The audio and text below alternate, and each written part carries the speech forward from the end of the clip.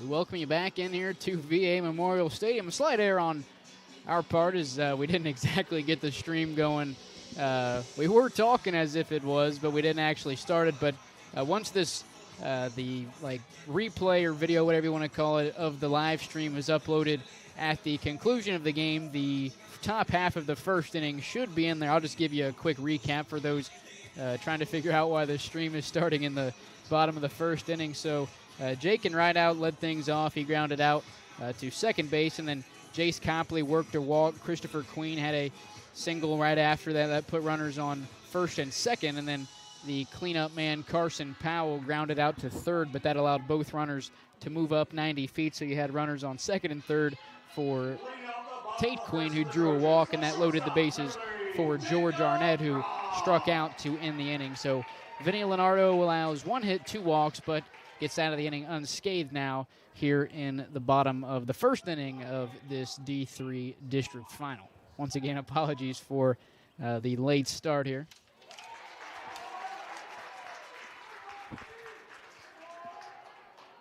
On the mound for the Indians this afternoon, number 10, Carter Nickel. Jacob Roth, the shortstop for the Trojans, leading things off here in the bottom of the first. And once again, you will be able to find the replay of the top of the first inning once this game concludes.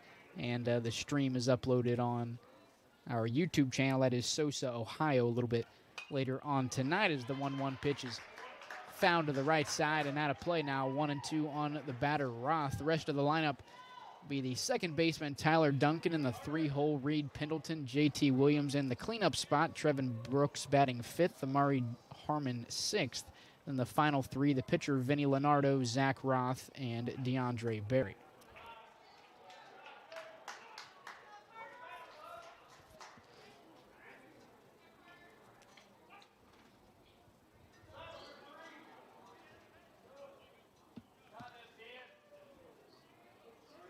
Here's the 2-2 from Nickel.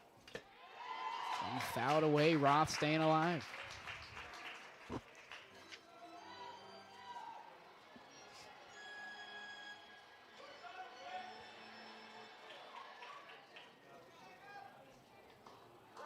Crowd seems to be a little unaffected by the organ playing in the press box.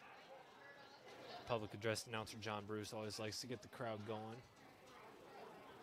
Tell you, the best we've gotten was the McLean 8th grade game. Is the 2-2 pitch is up and in now, full at 3-2. I think it was Yoda and McLean in an 8th grade game here around the middle of the season, and it seemed like any time he'd play, any song that you typically clap or sing along to, we were getting quite the participation out of the McLean people. Payoff pitch on the way from Nickel, and once again, Roth fouls it away, staying alive here, leading things off in the bottom of the first.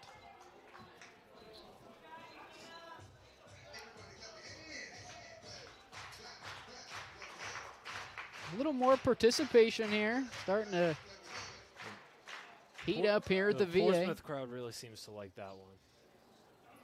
Once again, here's the 3-2. And it'll be upstairs. Good at-bat there from Jacob Roth. Down in the count, I believe 0-2, and maybe 1-2, and worked it all the way back to a walk. So leadoff man aboard here for the Trojans. That brings up the second baseman, Tyler Duncan, hitting .505 through 26 games this season.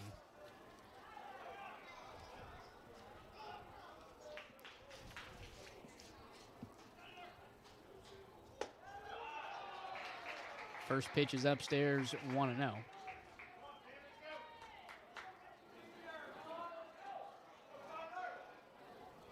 .505 batting average. Pickoff attempt over towards Roth at first base is unsuccessful. .505 batting average, a team leading 24 RBIs, 8 doubles as well, also team leading. This one blooped into straightaway center field. Hunter Edwards able to make the grab for the first out of the inning. That keeps Roth over at first base now. 1 down for Reed Pendleton. The center fielder, number 40, Reed Pendleton.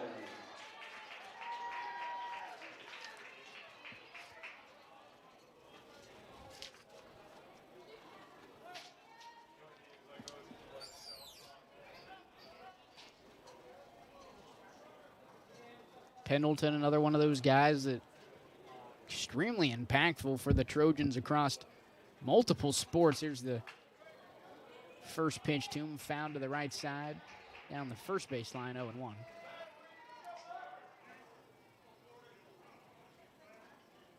Extremely impactful for the Trojans in the fall during their football season this year, as well as probably all 4 of his years as a high school athlete.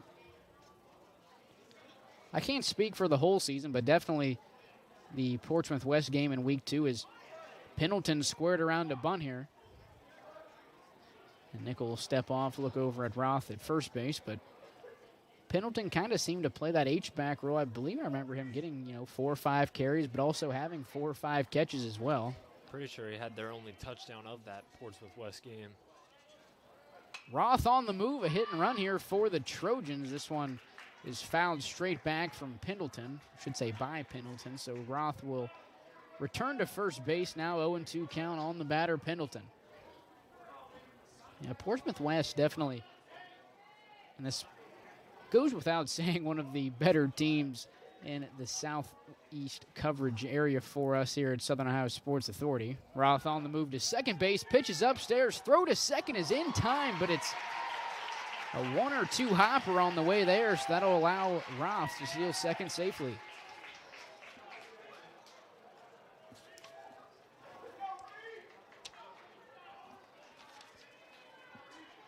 If the catch there from the throw by Copley is clean, I'd say Roth is probably out there, but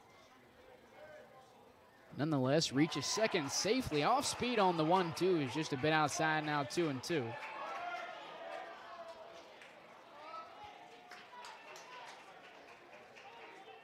Say an above average high school crowd here at the VA this afternoon. Majority of the lower bowl here in the grandstand is filled. Here's the 2-2 from Nickel.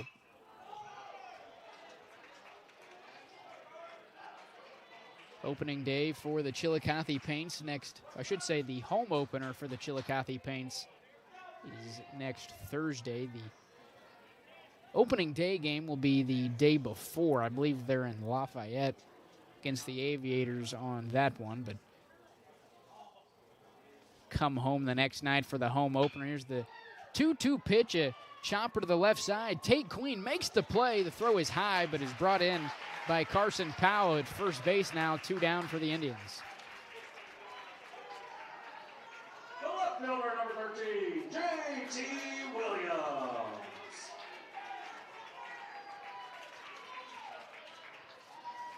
Roth stays put at second base on the play, so 2 down for the cleanup man, J.T. Williams, one man in scoring position with Roth at second base. From the stretch, here's the first offering to Williams, off speed and fouled to the right side and out of play, 0-1. Williams, a .389 hitter on the season, 21 RBIs, could add on to it right here and give the Trojans a 1-0 first inning lead here in this Division III district final. 0-1 on the way. This one pushed straight back to the pitcher, Nickel, who underhanded to first base, and that will end the inning. 0-0 after 1. We'll take a quick break. You're watching Ohio High School Baseball on Southern Ohio Sports Authority, presented by OhioHealth.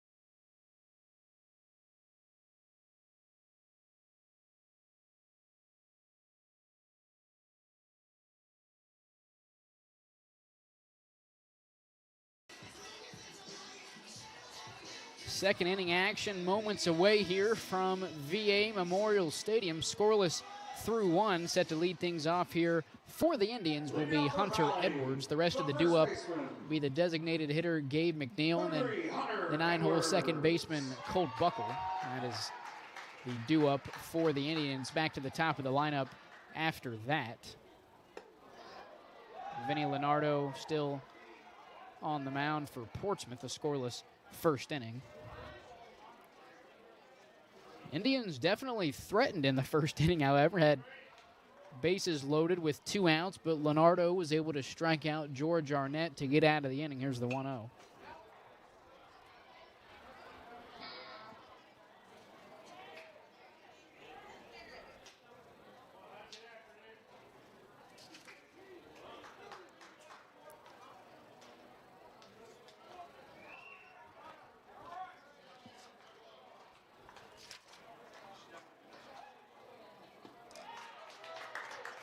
An interesting thing to look at now that I've actually looked at the brackets is Portsmouth is yet to allow a postseason run.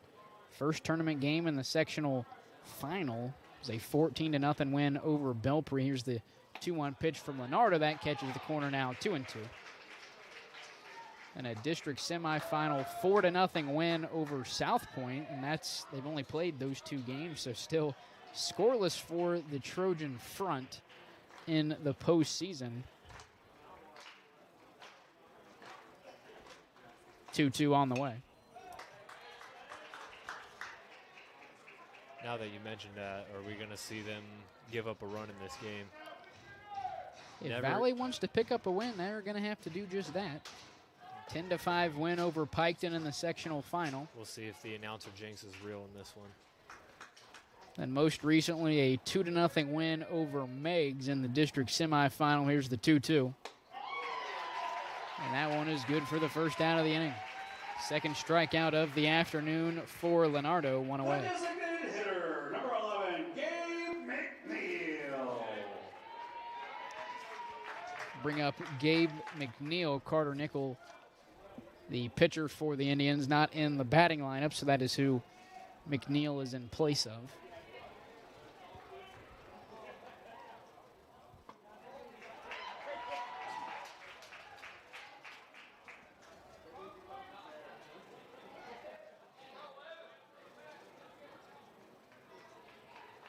From the windup, here's the 0-1 pitch from Leonardo, straight back at him, and that'll get through the middle of the infield for a 1-out single.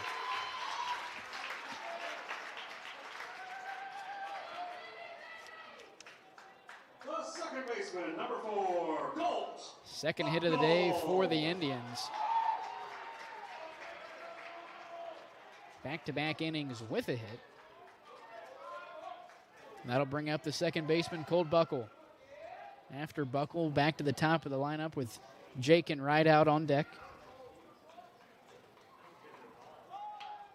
Buckle squaring around to bunt. It's right back to the pitcher. He'll make the easy throw over to first base to retire Buckle, but that'll allow McNeil to move up 90 feet to second base and put him in scoring position for the leadoff man, Jake and Rideout.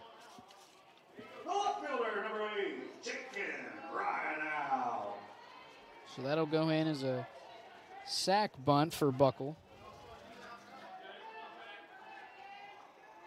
So still no official at-bat for the Valley second baseman.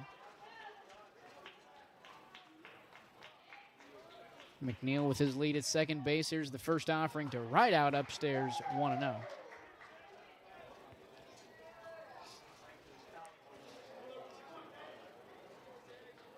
No hits for the Trojans at their first go of it in the bottom of the first inning. A leadoff walk by Jacob Roth, and then 3 straight outs for Portsmouth. Here's the 1-0.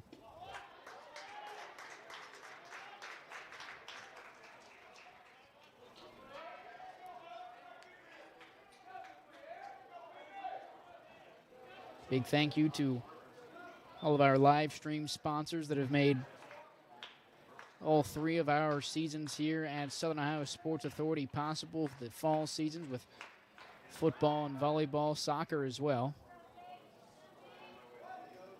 both boys and girls basketball in the winter. And then, unfortunately for the live streams, baseball is mostly our only possibility, as I believe there was only one softball game at the VA this season, and it was South Webster and Fairfield, I believe. Fairfield.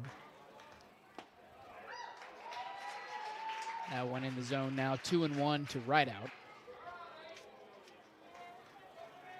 And for the spring season, in regard to live streams, we're more or less confined to VA Memorial Stadium. So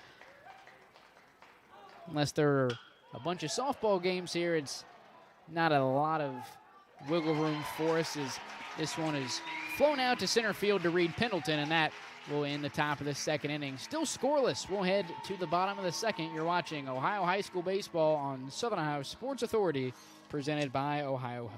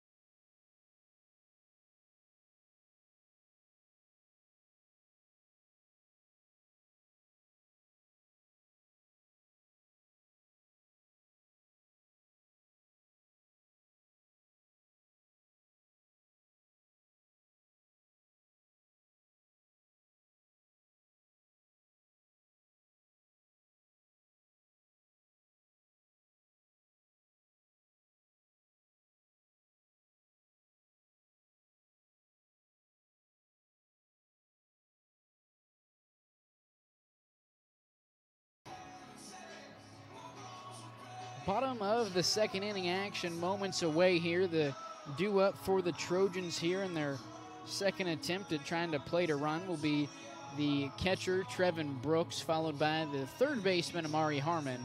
And then the pitcher for the Trojans, Vinny Leonardo, will round out the due up for the Trojans. Carter Nichols still on the mound for the Indians. No real threat in the bottom of the first inning once again. Jacob Roth working a leadoff walk and then actually stealing second base, but a fly out by Duncan to center, a ground out to third by Pendleton, and then more or less a one-hop ground ball straight back to the pitcher by Williams, and that ended their inning early. So Portsmouth going to look to do some damage now here in the bottom of the second inning with the leadoff man, Trevin Brooks.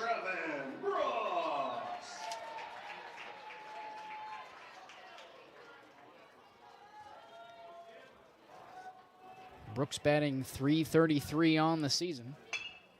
First pitch swinging ground ball to the right side. Buckle with the play and the throw over to first base for the first out of the inning.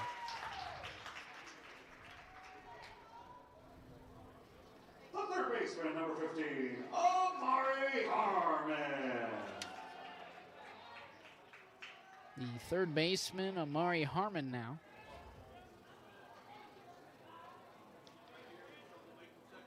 .393 average, 19 RBIs. Takes the first pitch outside for a called strike, 0-1. Should say on the outside corner for a strike. Carter Nickel, one of those guys that opts to pitch from the stretch no matter what. This one off speed over the head of the second baseman, Buckle, and that'll get down for the first Trojan hit here in the second inning. So that puts a man on with one gone for Vinny Leonardo. That ball just kind of found its soft spot in the outfield and gave him just enough time to get to first base.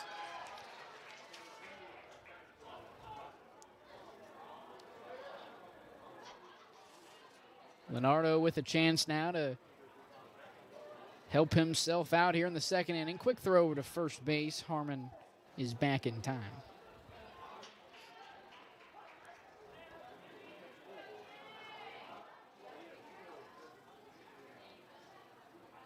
Couple games here last night. Ironton picking up a district semifinal win over Southeastern, and then A little bit later on, Wheelersburg doing the same against Zane Trace. So those two teams will square off at 7:15 tomorrow night. Carson will have that game live from the VA, and then winner of that game will play the winner of tonight's game next Thursday at 11 a.m. here at the VA in the regional semifinal. Leonardo squared around to bunt. We will have time called by the batter. And for anyone who didn't hear, that game tomorrow night is getting pushed back due to Wheelersburg softball playing in the regional final tomorrow. Leonardo bunting right back to the pitcher, attempted a double play here, and Leonardo just legs it out. Nice play by the pitcher, Nickel. Able to turn around and fire to second base to get Harmon now 2 down, runner on first base for the designated hitter, Zach Roth.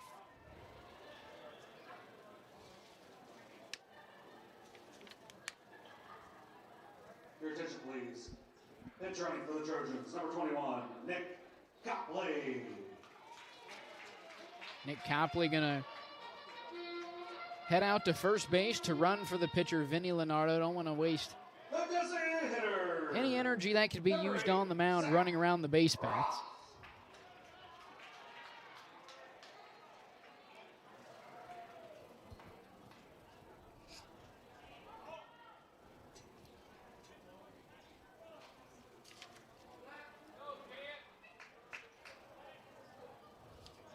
Zach Roth hitting .258 here this season. First pitch from Nickel is outside, a throw down to first base.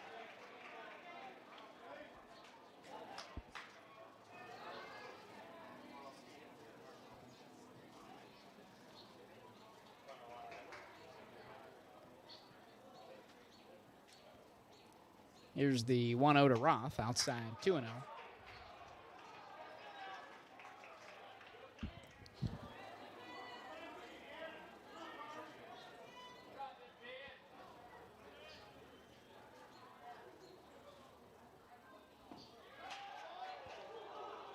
A 3-0 count here for Zach Roth. The first baseman, DeAndre Berry, awaits on deck. Pinch runner Nick Copley on first base with a pretty generous lead, in the 3-0 pitch is a bit outside. That's a 4-pitch walk for Zach Roth. The first baseman, number 10, DeAndre Berry. An absolutely electric introduction by our PA guy, John Bruce. Barry's another guy we saw playing another sport. We saw him play basketball against Fairland early on in the basketball season. I can't remember off the top of my head if I recall seeing his name on the football roster, but it seems like there's a lot of 3-sport athletes in the Southeast District, so it definitely would not surprise me. Barry down on the count. Here's the 0-2 from Nickel, and it is swung on and missed. That'll get us through 2 innings. Still scoreless. We'll head to the third. You're watching Ohio High School Baseball on Southern Ohio Sports Authority, presented by OhioHealth. See everything Southern Ohio Sports Authority presented by OhioHealth has to offer by visiting our website at sosaohio.com for complete coverage of area athletes and teams, including game stories.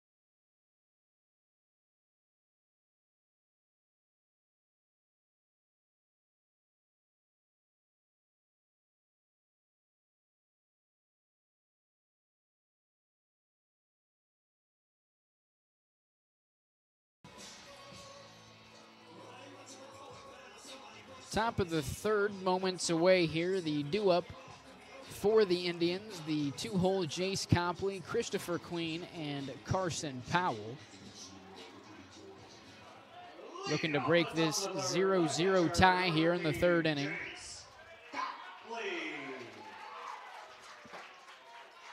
Vinny Leonardo allowing 2 hits and a couple walks as well through 2 innings. No runs quite yet. Here's the first offering to Copley, who is first pitch swinging into shallow center field. Pendleton moving in, makes the grab for the first out of the inning. The right fielder, number 12, Christopher Queen. Christopher Queen now, one of 2 Indian hits through 2 innings. Had a single back in the first. Here he is in the third. First pitch swinging, 0-1. Carson Powell, the cleanup man on deck. Count is now even at 1-1.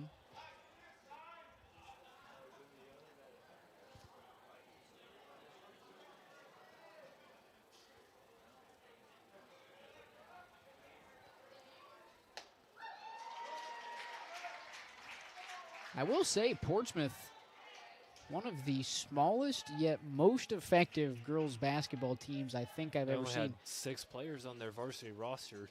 And I've heard they've got 2 or 3. This is the 1-2 pitch is fouled out of play. I've heard they have a handful of 8th graders that are very, very good coming up. So, and if I remember correctly, that district final game we streamed for them, they had to play the last few moments of that game with 4 players, and they still almost pulled off a win. Here's the 1-2 pitch from Leonardo. Called strike 3 for the second out of the inning. His third of the afternoon. 2 down.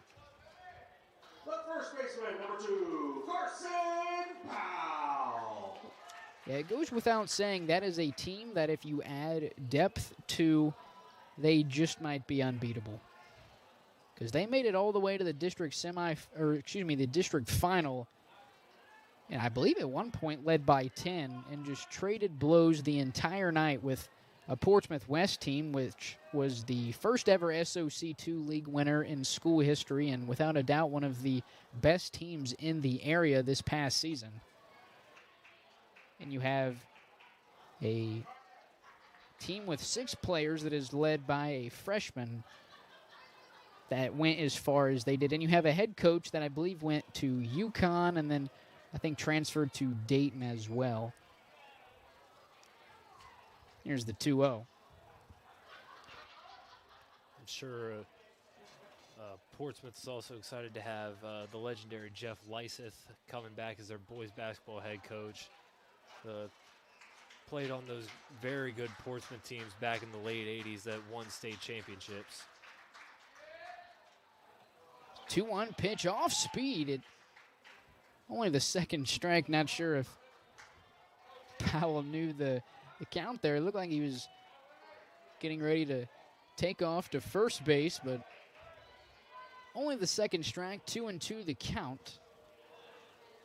Here's Leonardo with the delivery. Called strike 3, back-to-back Ks, and that'll end the inning.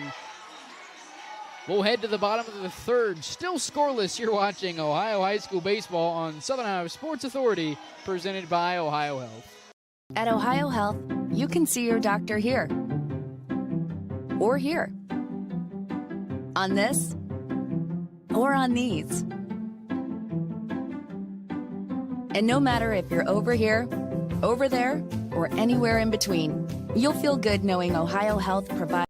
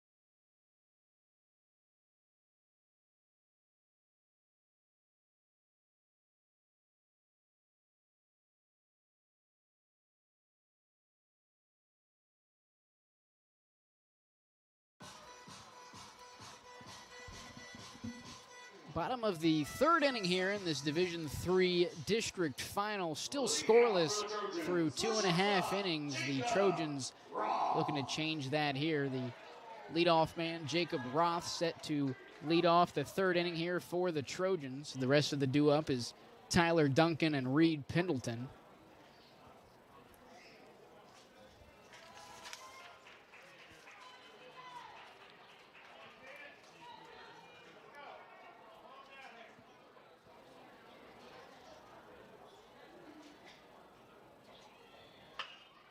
This one fair down the left field line. That could be extra bases for Duncan. However, he'll hold up, or excuse me, for Roth. He'll hold up at first base, and that's a leadoff single for Portsmouth.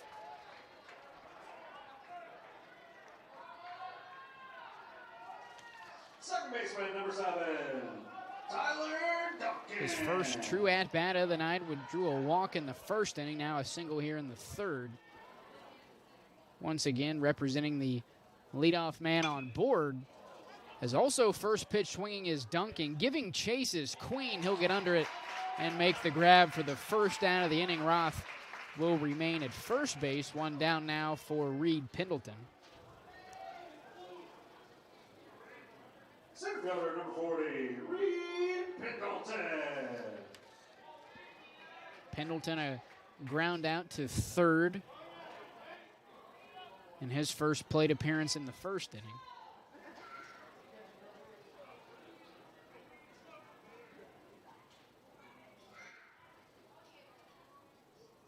Squaring around to bunt this one straight back, and may have caught a piece of catcher Jace Copley. Count is 0-1.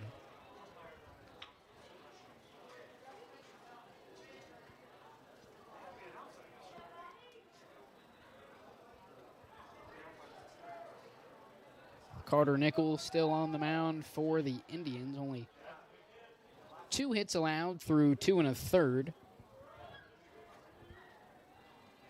Of course, the Roth single moments ago. Here's the 0-1.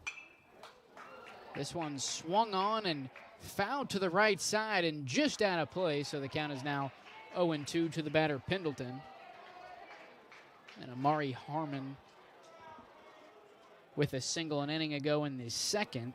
Those being the only 2 hits for the Trojans. Only 2 hits for the Indians as well. So between Carter Nickel and Vinny Leonardo, it's been 2 really good showings on the mound for both players.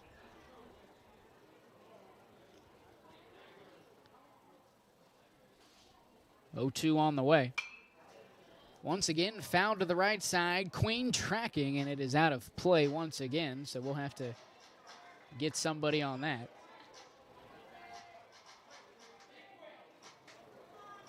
I believe we actually just got one of them back from the first base side bleachers. That second one probably not coming back, as it is in the mosh pit. That is the area where they keep the turtle for the paints. Here's the 0-2. Say before the frame job there, that one definitely a bit upstairs and looked possibly a bit outside as well.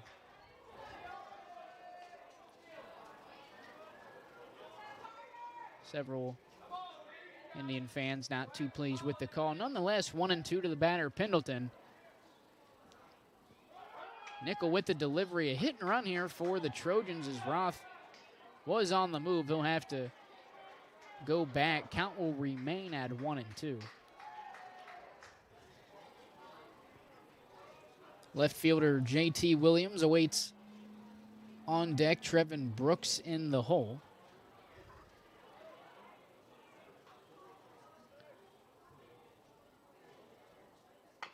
1-2 pitch, softly swung at as you could tell it was off speed, and Pendleton just trying to stay alive here in the third inning.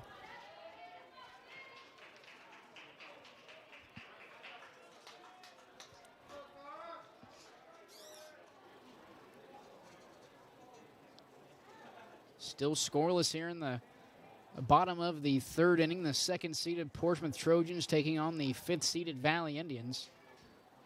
Here's the 1-2 from Nickel. It's grounded to the left side. Fielded by Arnett. Has some trouble. Throw from one knee over to first base is not in time. Tough play there for Arnett. Nonetheless, an infield single for Reed Pendleton.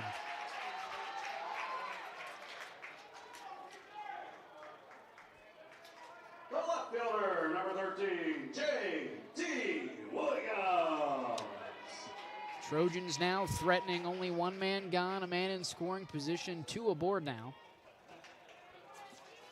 for J.T. Williams.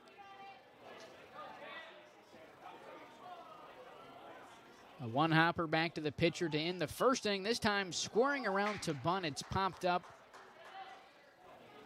towards the Trojan dugout, so 0-1 to start off this at-bat for Williams.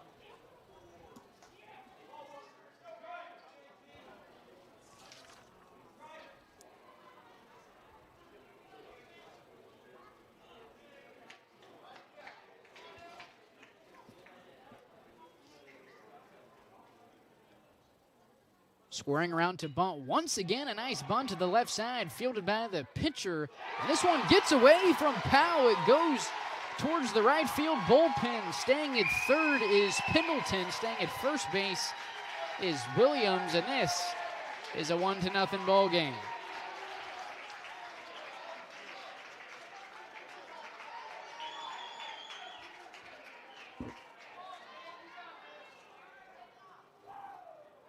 The catcher, number 5, Trevin Brooks. So Williams reaches on the air on the same play. Jacob Roth comes home to score. Also Pendleton moving to third. So runners on the corners now with one gone for Trevin Brooks. An attempted third to first, which you don't see too often. Most of the time it's the left-handed pitchers with the fake to first, throw to third.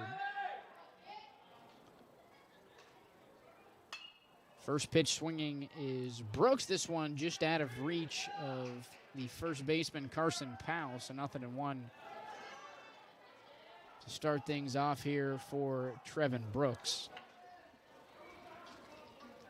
Brooks a ground out to the second baseman in his one and only plate appearance.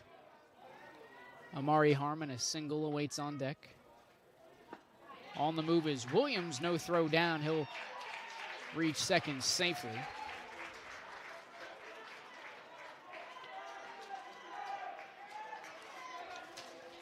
So 2 men in scoring position now for Trevin Brooks. Only one down, so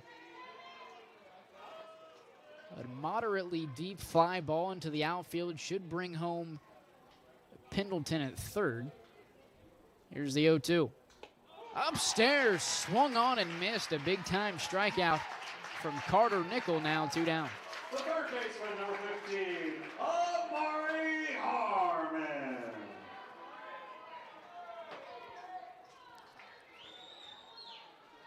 Harmon 1 for 1. A single an inning ago. This time a chance to extend this one-run Trojan lead.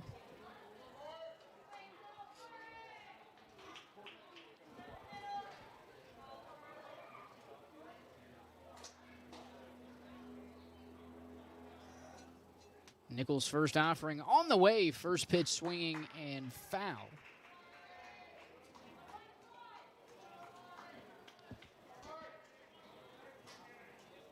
A lot of first pitch strikes for Carter Nickel, which in my opinion is one of the better ways to go about it. It's a lot easier to pitch in a even or a head count than down 2-0.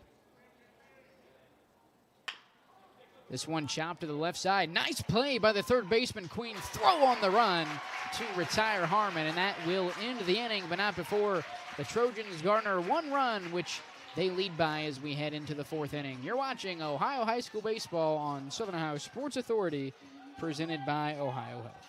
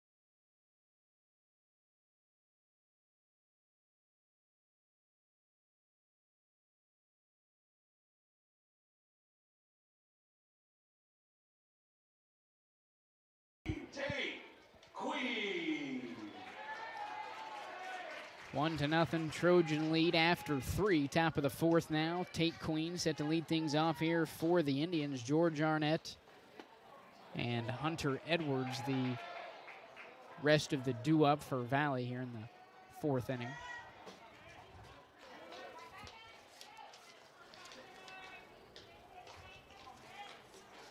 Here's the 0-1 from Leonardo outside, 1-1.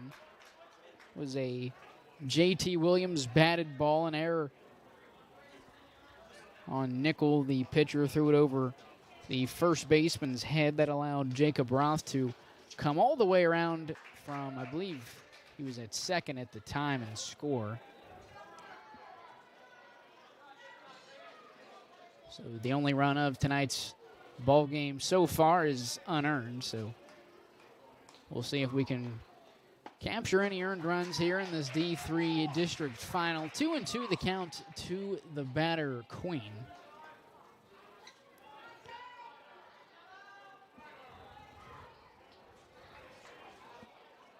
Here's a 2-2. Swung on and missed. Leonardo, another K, I believe his 5th now of the night. The shortstop, number 1, George Arnett. His 5th of the night, and that marks 3 in a row for Leonardo. Retired Chris Queen and Powell. The last 2 outs were recorded as strikeouts to end the 3rd, and then a leadoff one here to Tate Queen.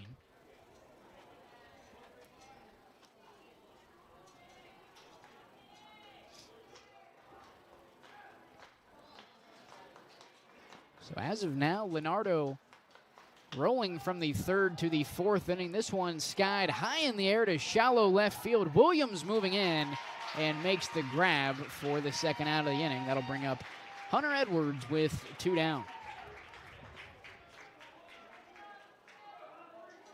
The center fielder, number 3, Hunter Edwards.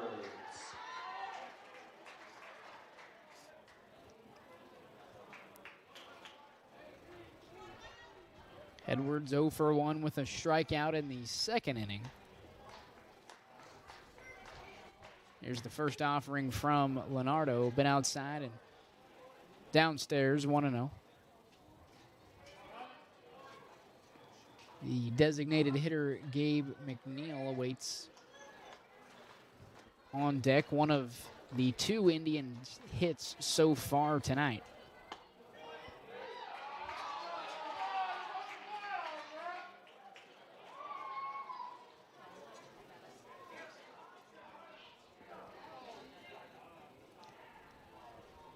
Here's the 1-1. This one grounded to the right side. Tyler Duncan giving chase, makes the play. The throw into first is just in time to get Edwards. 3 up, 3 down for Leonardo. That'll end the 4th inning for the Indians. 1-0 lead for the Trojans as we head to the bottom of the 4th. You're watching Ohio High School Baseball on Southern Ohio Sports Authority, presented by OhioHealth.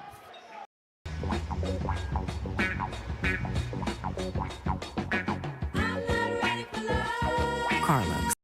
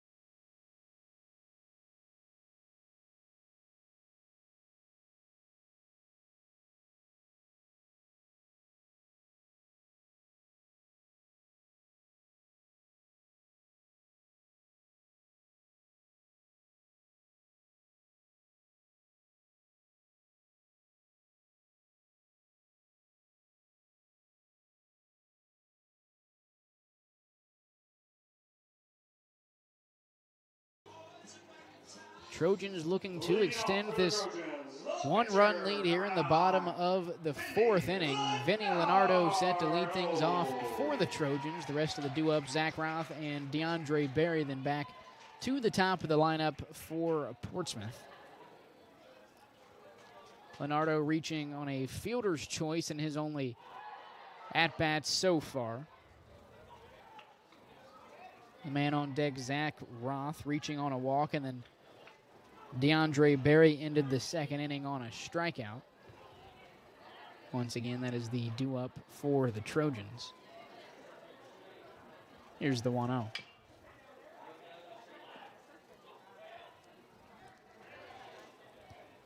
I will say, as we sit at 1-0 halfway through this game, that at least the last two nights of games that I've been to here have been really low scoring, and tonight it seems like that pattern is going to continue, barring any offensive explosions here in the next 3.5 innings.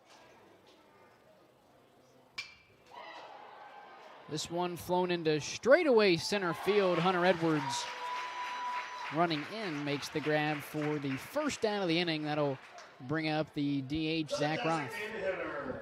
Number 8, Zach Roth.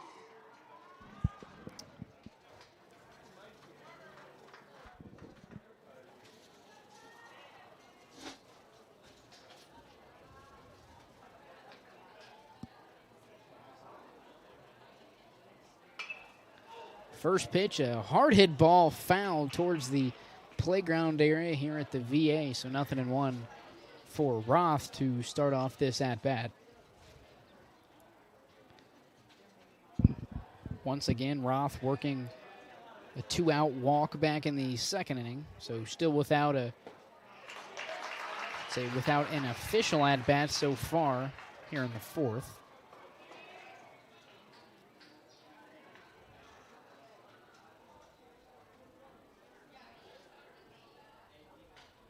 Here's Nickel with the 0-2. Got him on the left arm. Looked like it may have been just under the shoulder around the lat area, so still no at-bat through 2 plate appearances for Zach Roth. He has now been walked and hit by a pitch. However, the on-base percentage is thriving at 2 for 2 so far here this afternoon.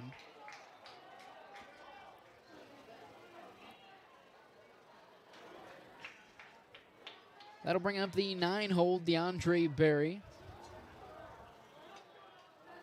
Went down on strikes back in the second. This time 1 out. 1 aboard here in the fourth. Squaring around to bunt, it is fouled straight back off the backstop, so 0-1.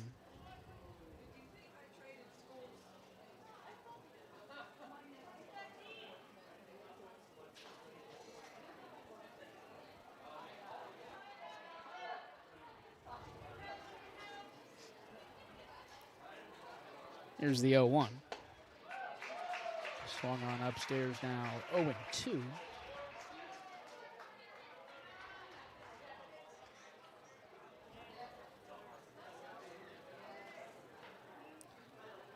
Nickel looking for his 3rd K of the ball game. 0-2 on the way.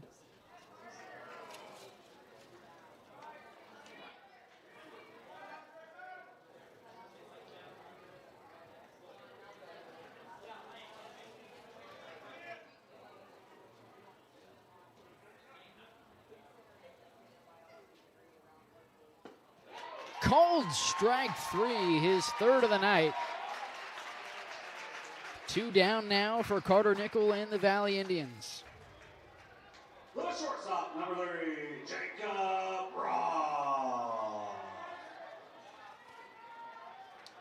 Jacob Roth now the leadoff man for Portsmouth, 1 for 1. Drew a walk in the first, had a leadoff single an inning ago. Eventually came around to score on the air by the Indians.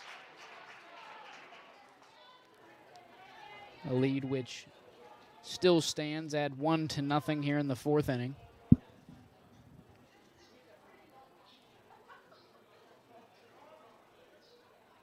Off-speed Roth right over the head of the shortstop Arnett.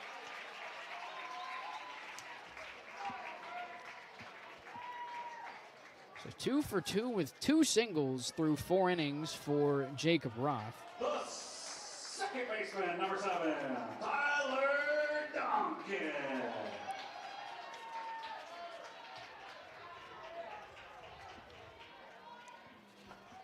So both Zach and Jacob Roth aboard now. I would assume there is some kind of relation there, whether it's brothers or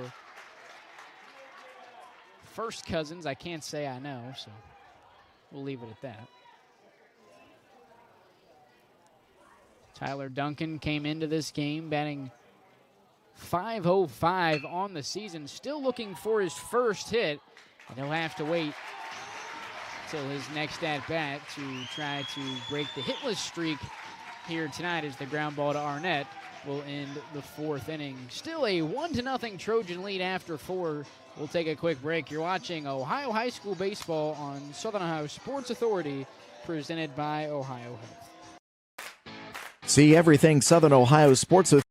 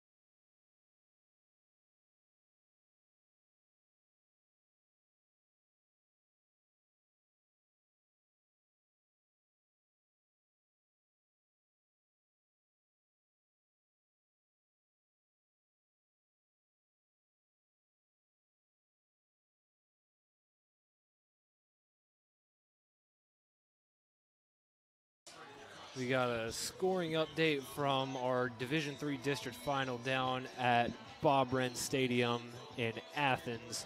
In the top of the 5th inning, Eastern Brown currently ahead of Minford by a score of 4-0. So Eastern Brown coming off a big upset win against Fairland in the last game, and now they're taking it to Minford right now, looking to make it to the regional semifinal. Minford, one of those teams we had the privilege to see a lot down the stretch here at the VA a season ago. Saw them, I can't remember if we did a live stream for the district semifinal, but for sure had them in the district final. I think they took on Zane Trace in that one, and then the regional semifinal. A regional semifinal game against Fairland a week later, in which Fairland won. I can't remember how far Fairland would end up going in the regional tournament. Here's the 1-0 from Leonardo. This one popped up into shallow right field. Giving chase is the right fielder Barry, who tracks it down right by the right field line for the first out of the inning. Second baseman, number 4, Cole Buckle. Second baseman Colt Buckle to the plate now. It's back to the top of the lineup with Jake and right out after him.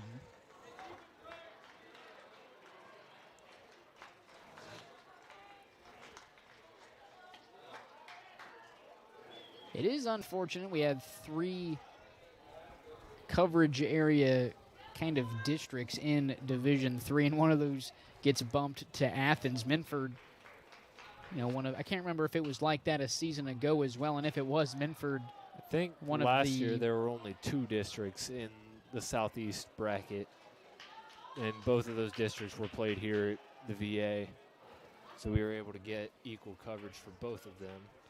We do have Brock Netter down in Athens for that game. Sir Brock Netter over on Twitter if you're interested in Twitter updates from the Eastern Brown Minford District Final. Carson will have live coverage of the 3rd D3 District Final between Ironton and Wheelersburg tomorrow night at 7:15 as the 2-1 pitch is fouled down the right field line into the bullpen, so it'll push it to a 2-2 count.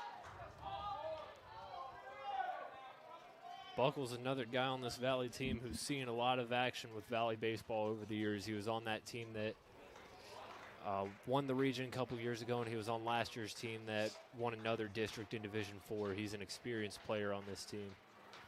2-2 pitch on the way, he fouled straight back, so Buckle staying alive here with a 2-2 count. Valley making the jump from Division IV up to Division III following back-to-back district titles and a state run 2 seasons ago. Here's the 2-2 from Leonardo. Just misses the outside corner. The count is now full.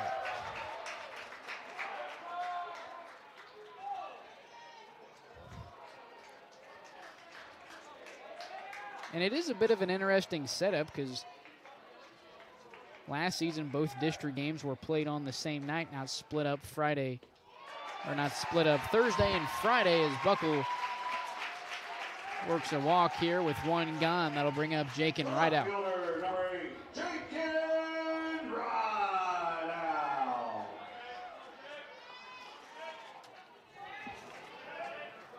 And originally scheduled for 6 p.m., that Wheelersburg-Ironton game, as you mentioned earlier, being pushed back to 7:15 because the Wheelersburg Lady Pirates are making another push to go back-to-back state champs on the softball field.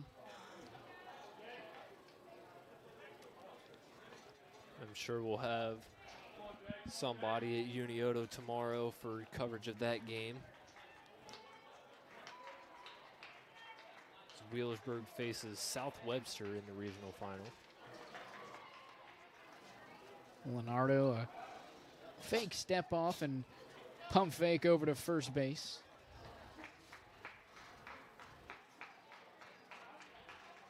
Here's the 0-1 to Rideout off speed.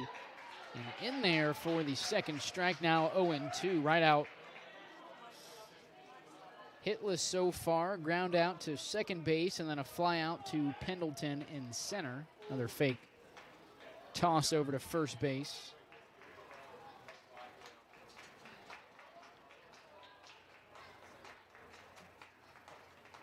Oh, 2 on the way, moving from first to second is Buckle. This one is foul, so Buckle will head back.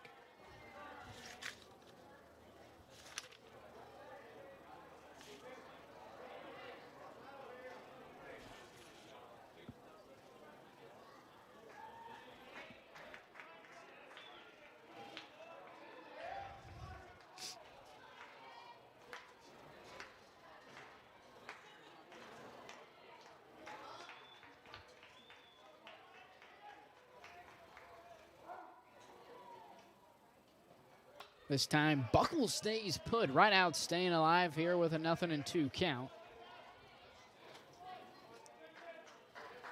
Seems like Buckle and Leonardo kind of having a bit of a Texas standoff here. More or less playing with each other as this time Buckle on the move, but Leonardo hitting Rideout with an 0-2 count, so that'll put 2 men aboard with 1 out for Jace Copley.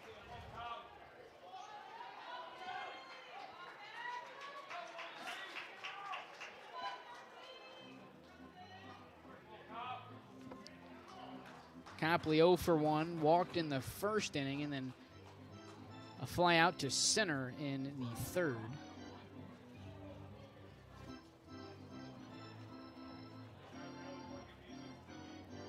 Mound visit here for the Trojans. Once again, big thanks to Willie & Son Trucking, Parmar Stores, and Glockner family of dealerships for making our post-season live streams possible here in the spring season. Although now I guess it could be considered summer at this point. as well as OhioHealth, who makes everything we do here at Southern Ohio Sports Authority possible. You can Now batting, the catcher, number head over 13, to our James website at sosaohio.com for interviews, game articles, past live streams, photo galleries, and much more. Once again, that is sosaohio.com. Here's the first offering to Copley. It finds the zone, 0-1 for Vinny Leonardo. Still only 2 hits allowed to the Indians through 4 1/3.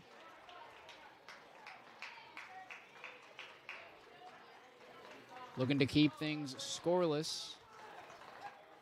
Here in the 5th inning, this one gets away from Brooks. Throw to third is off target. That allows both runners to successfully advance 90 feet. I tell you, Carson, if Brooks makes a good throw there, Colt Buckle is most likely headed back to the dugout. And I think that's the second time we've seen that happen in this game, where just a better throw results in a caught stealing.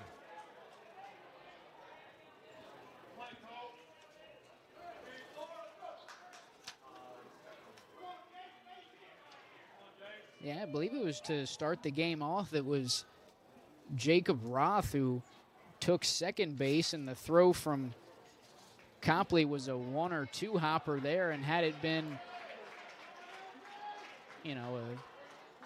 anybody could say if it would have been a perfect throw, he would have had him. But even if the catch would have been clean and the tag would have been clean, he probably would have had him at at second base. Nonetheless, runners on second and third here with 1 down See for if now Copley. that he has 2 in scoring position, let's see if Jace makes him pay here. Here's the 1-1.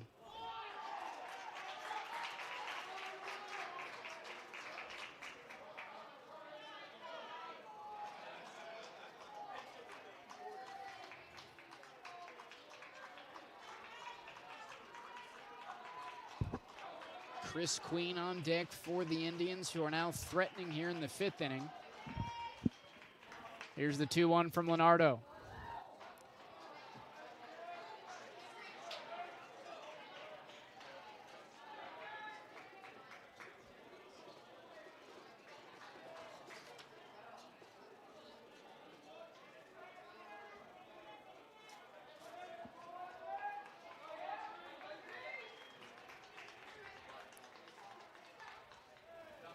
Time called by the batter, Copley. Still looking for his first hit this afternoon, and it would be a big one. Here's Leonardo with the 2-2. This one is chopped foul down the first base line, so we'll try the 2-2 once again.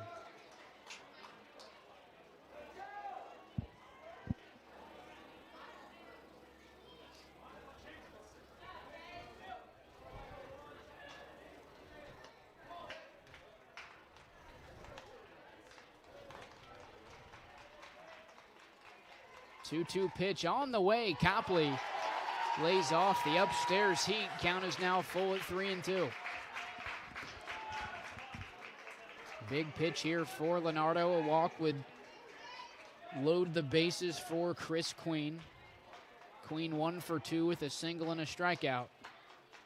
Payoff pitch on the way. Swung on and missed. A big-time strikeout for Vinny Leonardo, his 6th. 2 away. Fielder, number 12, Christopher Queen.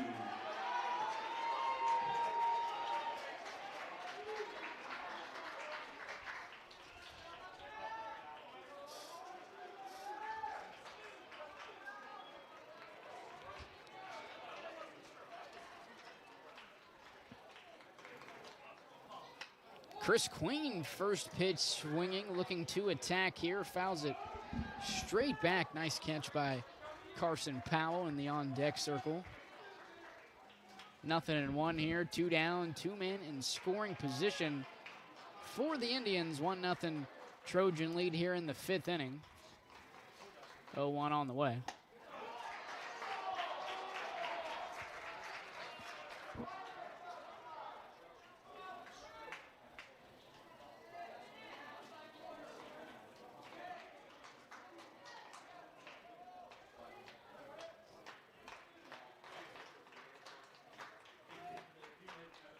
From the stretch, here's Leonardo with the 1-1 pitch. Once again, another foul ball for Queen.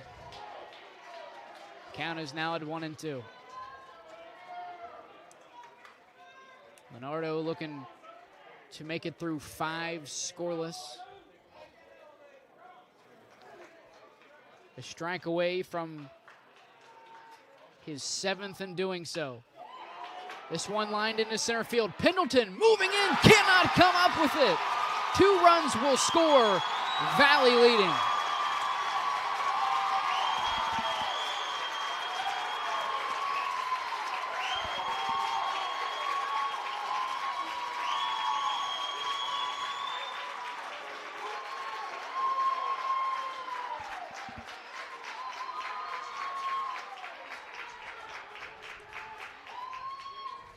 All it takes is one swing of the bat, and just like that, momentum is shifted to the other side of this game. And now Valley's crowd is on their feet. They're into this one. They have all the momentum in this game. As Queen goes back to the dugout with the cowboy hat celebration. Brendan Weiss in to run for Chris Queen, an RBI, or I should say a 2 RBI single. That puts the Indians out in front 2-1. Breaks up the Vinny Leonardo shutout here in the 5th inning.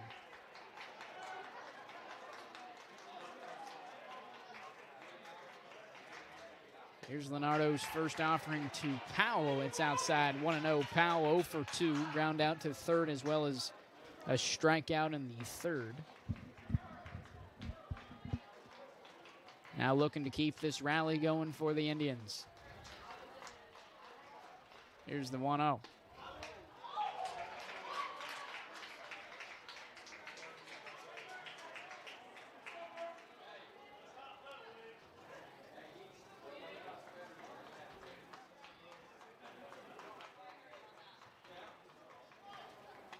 One pitch fouled straight back. Another nice snag by an Indian on deck. This time it's number 19, Tate Queen.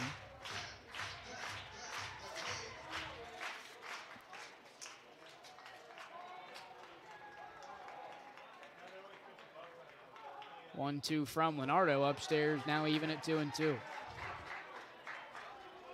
you're just now joining us, Valley, thanks to a 2-run single by Chris Queen, leading 2-1 over the Trojans in this D3 district final. Here's the 2-2 pitch from Leonardo. On the move is Weiss. Throw down is in time. He is safe as the ball gets away from Jacob Roth. The count is now full.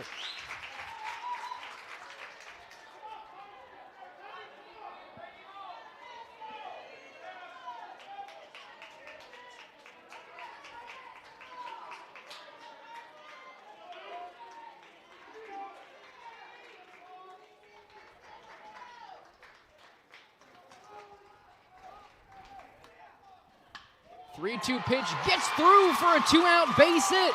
Here comes Weiss around 3rd. The throw home will not be in time. Moving to 2nd is Powell, and the Indian lead is now to 2.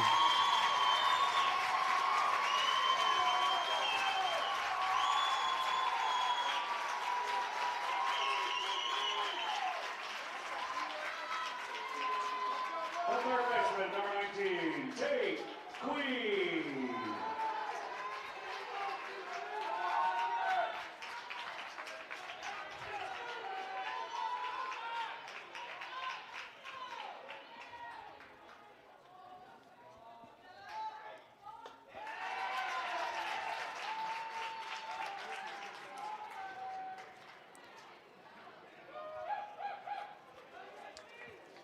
So Carson Powell now 1 for 3 with an RBI.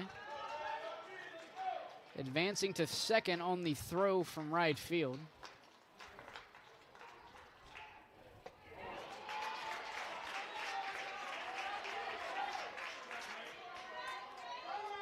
The 2-out rally continues for the Indians here in the 5th inning. 1-1 count to the batter, Queen.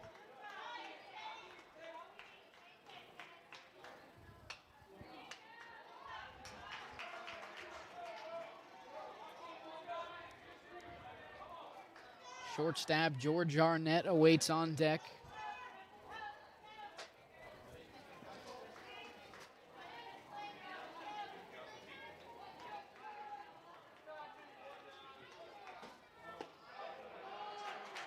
One-two pitch just a bit downstairs, now even at 2 balls and 2 strikes.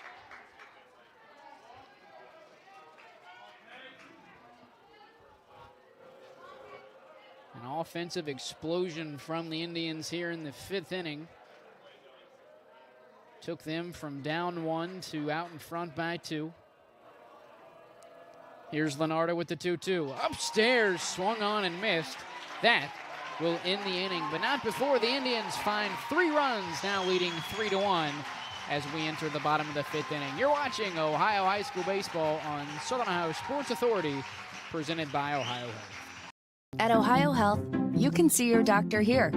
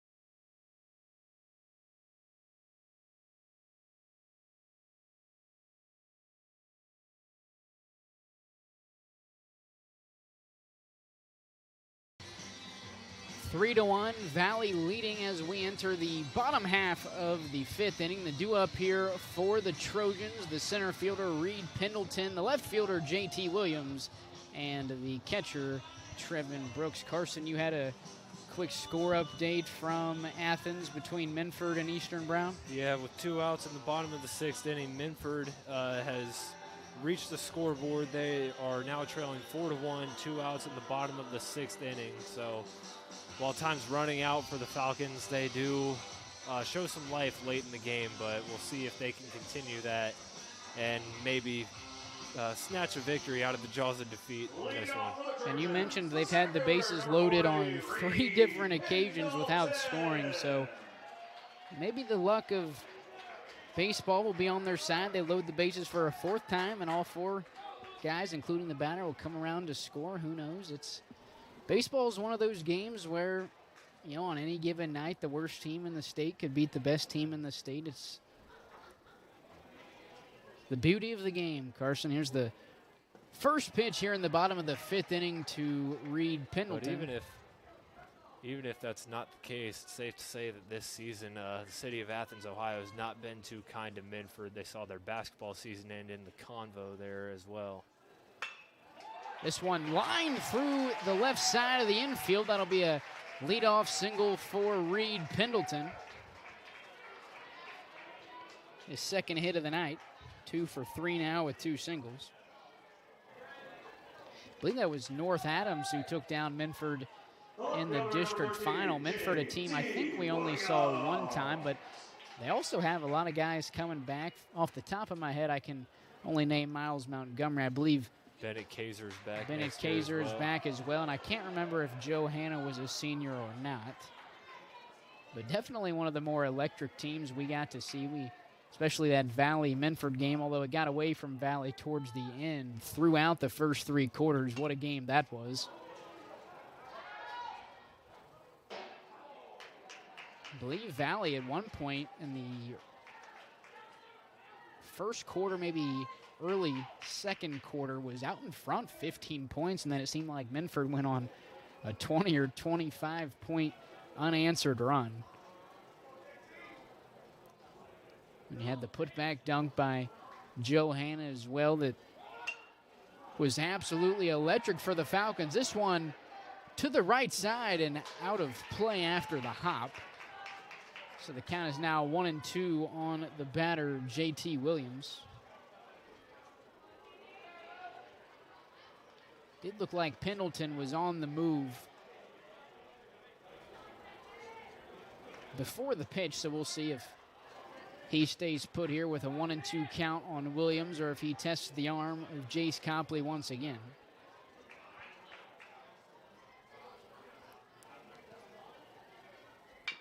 One-two pitch, a high chopper. The first baseman, Powell, will glove it and just take it to first for the second out of the inning.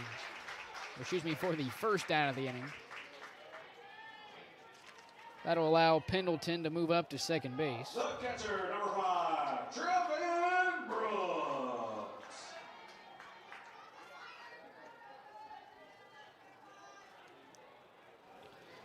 So one out now for Trevin Brooks. A man in scoring position for the Trojans. Looking to claw back now after leading for a majority of this district final. Here's the first off-speed offering to Brooks. This one is down the line and fair. Right out, moving towards the line, picks it up. Pendleton looking to score. The throw from left field is not in time. Pendleton will score. The lead is cut to 1. Advancing to second is Brooks. And we have a one-run ball game.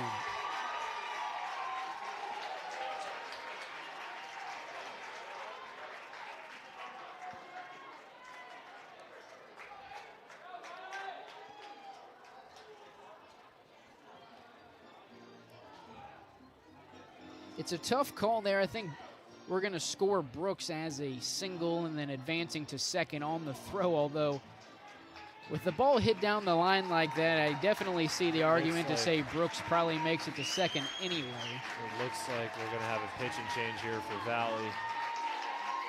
It's going to be number 2, Carson Powell.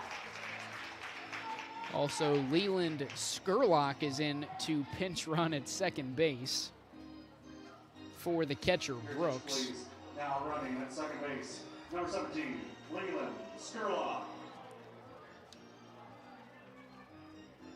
Now, so Trevin Brooks with the actual first RBI for the Trojans, as the first run that was plated came off of an error, so that goes down as unearned.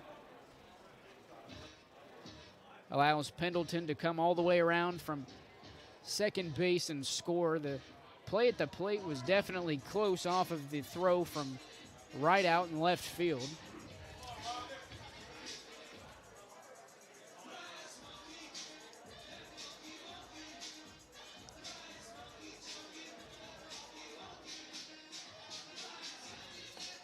Carson Powell is now in to pitch for the Indians, so Nichols' day is done. Looks like Nickel will remain in the game, playing in the outfield, but he is being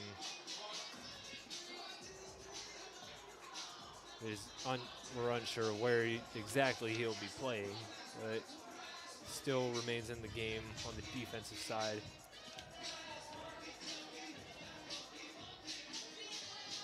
We'll wait a moment to announce the rest of the changes here for the Indians. I believe Jake and Rideout moves to first base for Valley.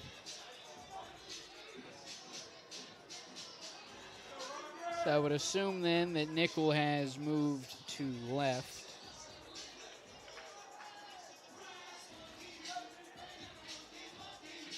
Now batting for Portsmouth, the third baseman. Is Nickel wearing stirrups? I'm not really sure. Well, we'll put Nickel in left field, and it's a bit tough to see the numbers from out here, but that is where we will place him. And if we're wrong, we'll try to get it fixed here in the next inning or so. But nonetheless, Carson Powell in to pitch with one out. One man in scoring position, a 3-2 lead here for the Indians. 1-0, a chopper to the left side, fielded by the third baseman, Queen. The throw on to first is just in time to retire Amari Harmon. Advancing to third is Skurlock. And that is Carter Nickel out there in left field. Number 10 for the Indians. Vinny Leonardo now 0 for 2. Reached on a fielder's choice and then flew out to Hunter Edwards in center field.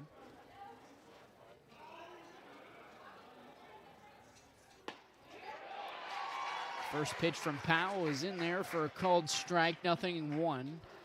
Leland Skurlock 90 feet away at third base, 2 down, so a sac fly or hard hit ball anywhere else will not do.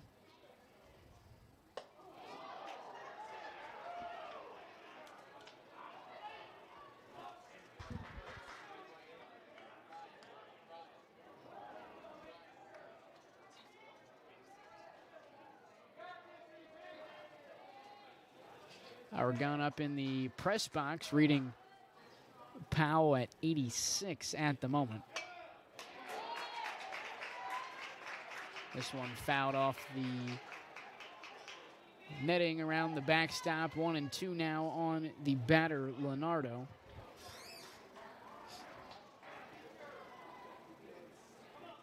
Chance here to tie up this D3 district final in the 5th inning. 1-2 pitch on the way.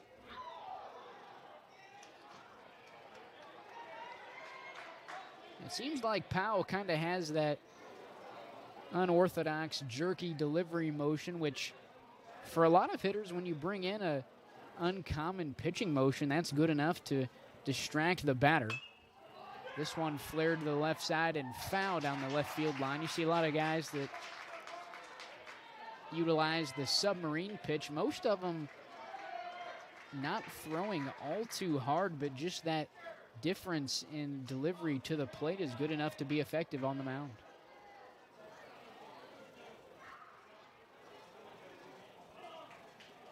Here's the 2-2. Behind the batter, Leonardo, coming from third is Skurlock. He will score, and this game is tied.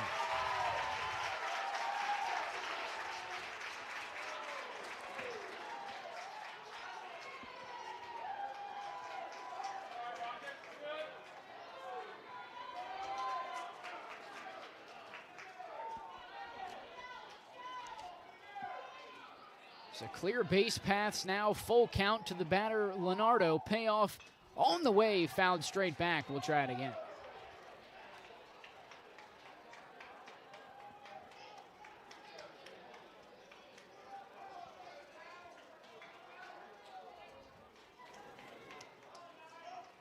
In the windup now, here's Powell with the 3-2 pitch to Leonardo. And it catches a piece of him on the knee. That'll send him to first base.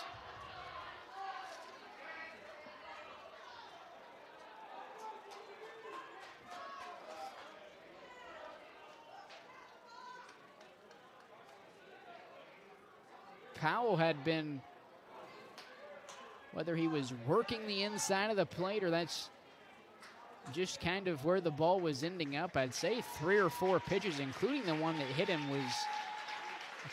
were on the inside half of the plate, most of them right on the inside corner.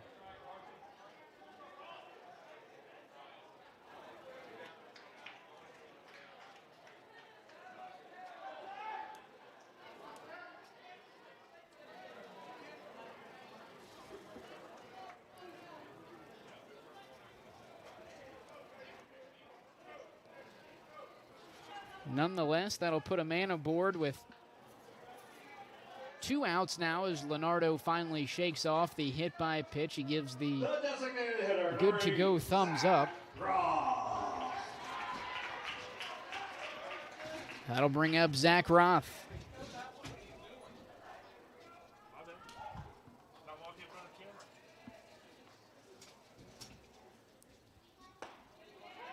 Throw down to first base after the pitch. Back safely is Leonardo. I believe it was a ball, so no, it's called a strike, 0-1.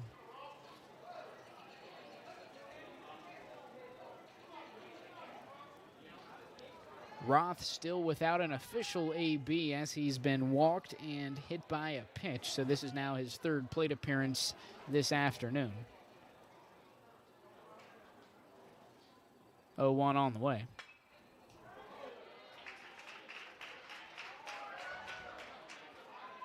Carson, I said it the other night during the Webster and Fairfield game, you know, following the 10-0 district win by White Oak, it's been relatively competitive throughout these past 2 district finals, and really you can't ask for much more. Here's the 0-2.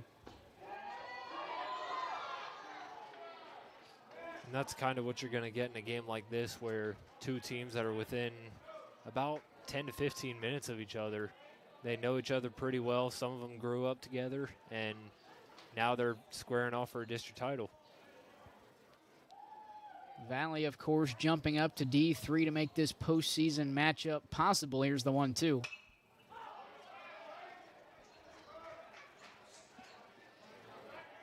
Prior to this season, this matchup only being possible if the 2 programs came together during the regular season, which I'm sure they have over the years. As you mentioned, only a short drive away from each other. Here's Powell with the 1-2 pitch off speed. Roth staying alive.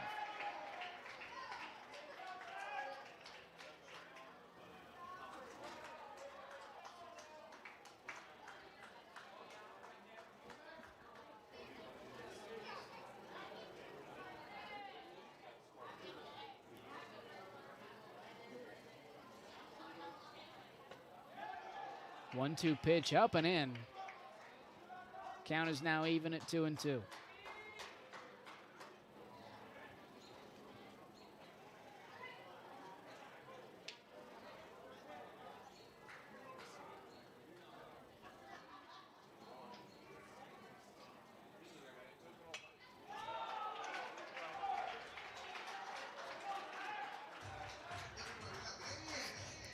After Roth, it's the first baseman, DeAndre Berry, although I say that, and in the on-deck circle is number 16, Colin Perry, so it appears we will have some kind of substitute for the Trojans.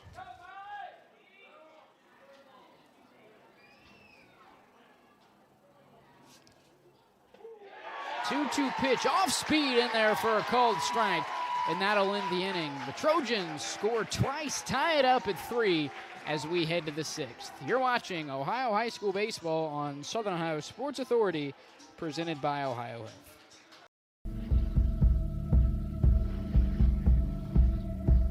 Michelle and her dad. Decades of dares. 1 month of learning to jump. First day doing it solo. And 2 years since starting cancer treatment at OhioHealth.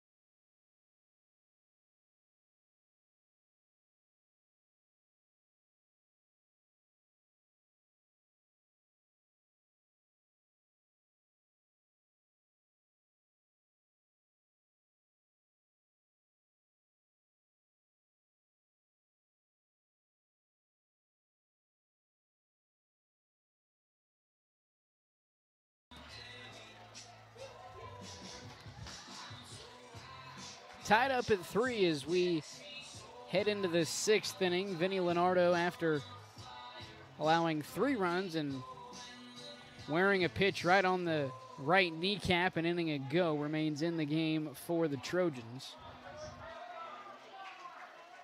George Arnett, Hunter Edwards, and Gabe McNeil, the due-up for the Indians. The 4th batter would be the 2nd baseman, Colt Buckle, and then it'll be back to the top of the lineup for Valley.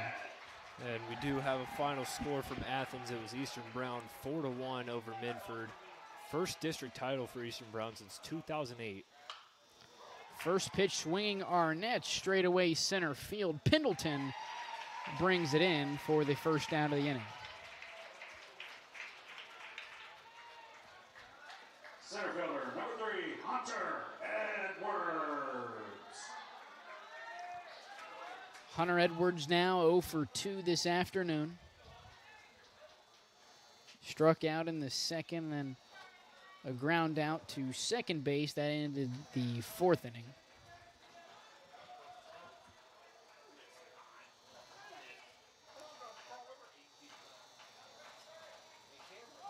Edwards squaring around to bunt. This one is fouled straight back off the backstop, so 0-1 here for Edwards.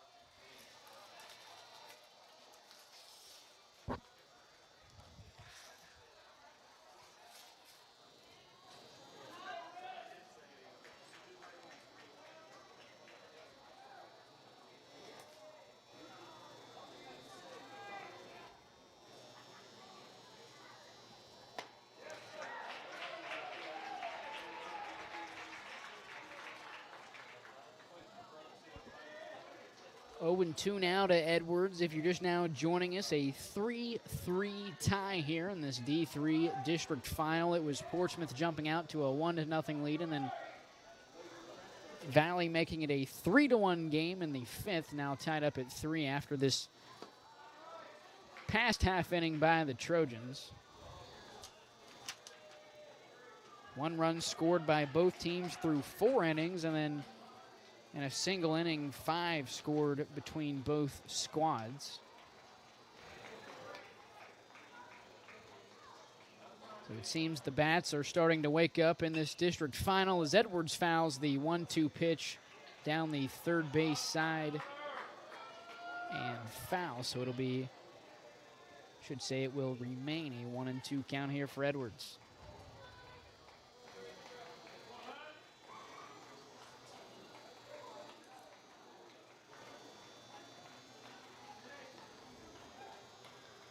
One-two from Leonardo, popped up into shallow right center. Moving in is Barry. He cannot make the grab, so that'll be a 1-out single for Hunter Edwards.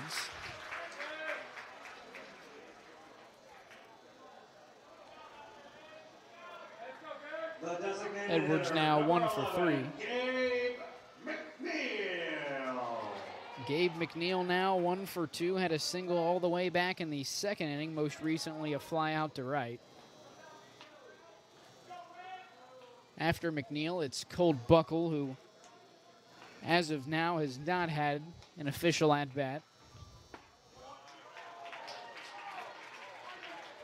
A sack bunt back in the second, and then was walked in the 5th, eventually coming around to score.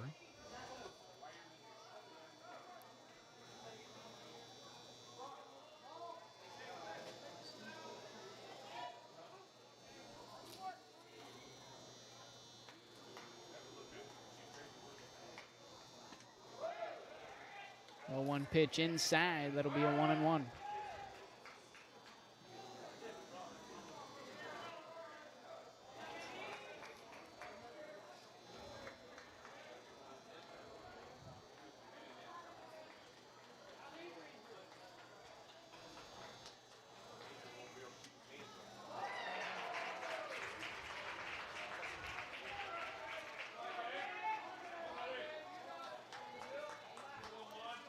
Down in the count, 1-2. You can see McNeil now choked up, an inch or two on the bat.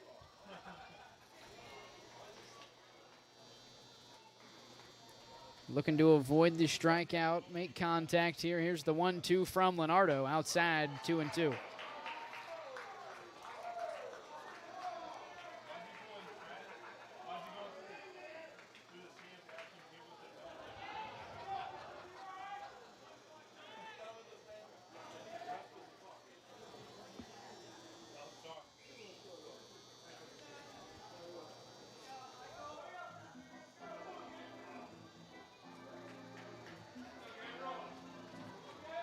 Appears the sun is starting to do some damage to the right side of the infield as well as the outfield with Nate Berry out there. DeAndre Berry requesting a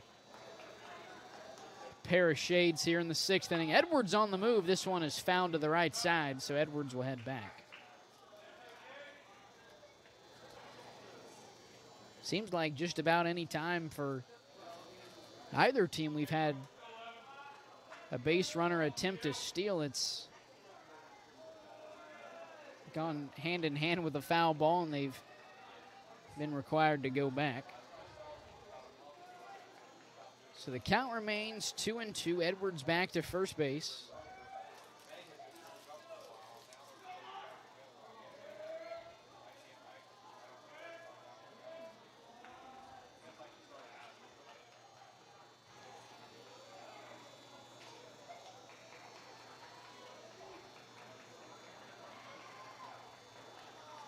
Two from Leonardo. Ground ball to the left side. Diving is Harmon.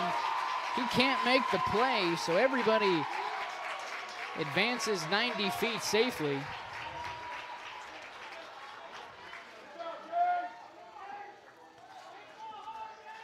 The second baseman, number 4, Colt Buckle. Not 100% sure what we should score that, Carson. I guess I could ask him between innings. As a diving play, it would have been tough even if he did make the play, but I believe the people in there running the scoreboard and keeping stats gave it a hit. I think I would agree with that, because even if Harmon were to have gloved it on the backhand, I would have been a really tough throw to make over to first. Would have been a throw from his knees, and McNeil was already probably 3/5 of the way down the line. Nonetheless, 2 men aboard with 1 out for the second baseman, Colt Buckle, with an even count of 1-1.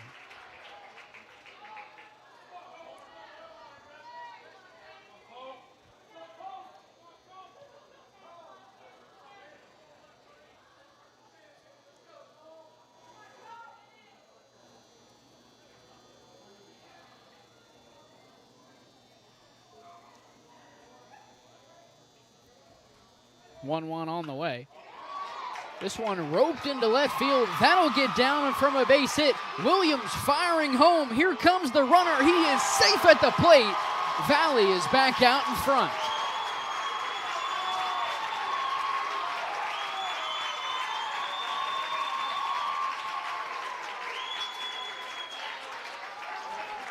Buckle came up huge for Valley in the last game against Meggs. Got a big RBI hit to get Valley on the board in that game, and now he comes up big for them again, giving them the lead.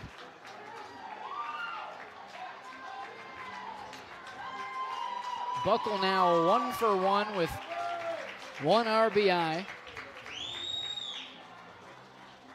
And I believe that will be the day for Leonardo.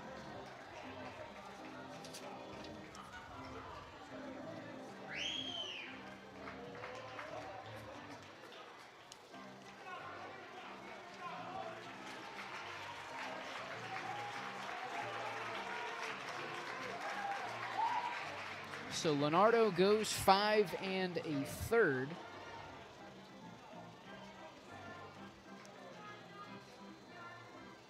I believe all 4 runs were earned. Now pitching for the Trojans, number 10, DeAndre Berry.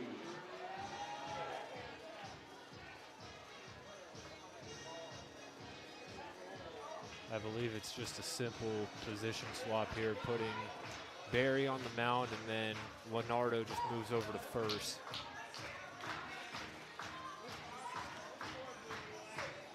Crowd starting to get into the YMCA song here at the VA.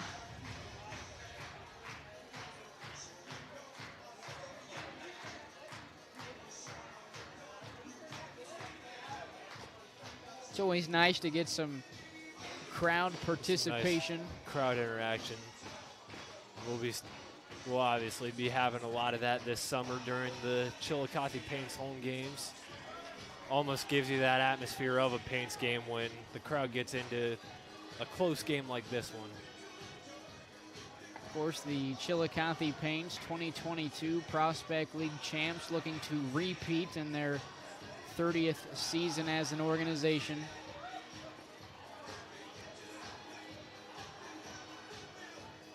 I've re-signed a lot of key impact players from that team a season ago, including Tim Orr, I believe, a couple days ago. It may have been yesterday.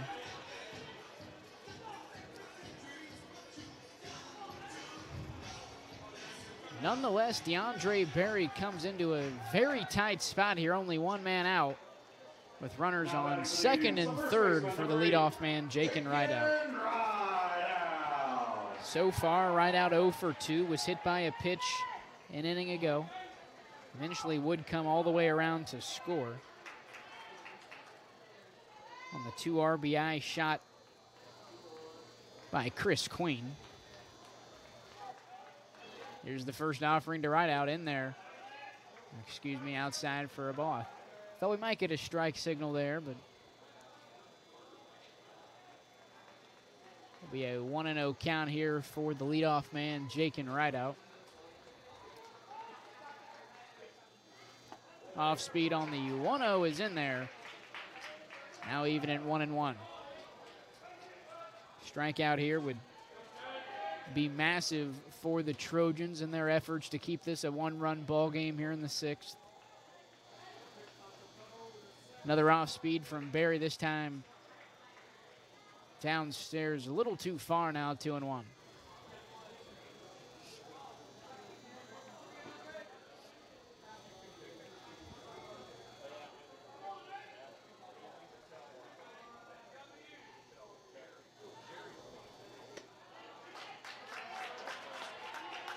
Three and 1 count now to Rideout. Berry a ball away from loading the bases for Jace Copley, who as of now is 0 for 2, had a walk back in the first.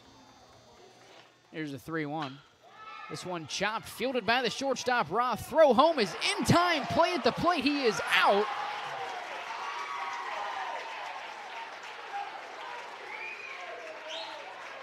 Runners on the corners now. We now have a pickle in between second and first. It appears the Trojans will just allow Rideout to advance safely after reaching on the fielder's choice. The catcher, number 13, Jace Copley. Not wanting to risk allowing Buckle to come home and score, who moved all the way from first to third. So no runs scored. Rideout advances to second. Buckle from first to third. Still a 1-run game for the Indians now, 2 down.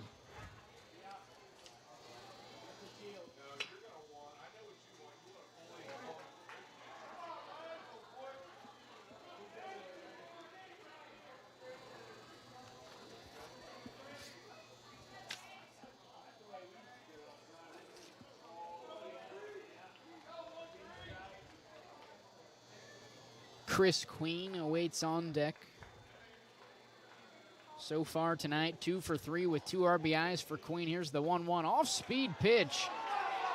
Appeal to first base, he did not offer.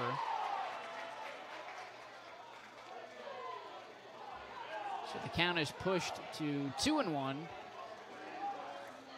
I've said it a million times. I would love to see if anybody keeps track over a given season or two what the percentage of strikes are when there's appeal to first base, as the 2-1 pitch is swung on and missed now, 2-2, especially at the high school level, that is.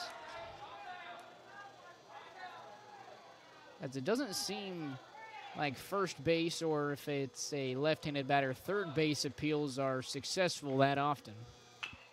2-2 pitch, a ground ball. Harmon has trouble with it and will not make a throw. Another run will come home to score. It is now a 2-run Valley lead.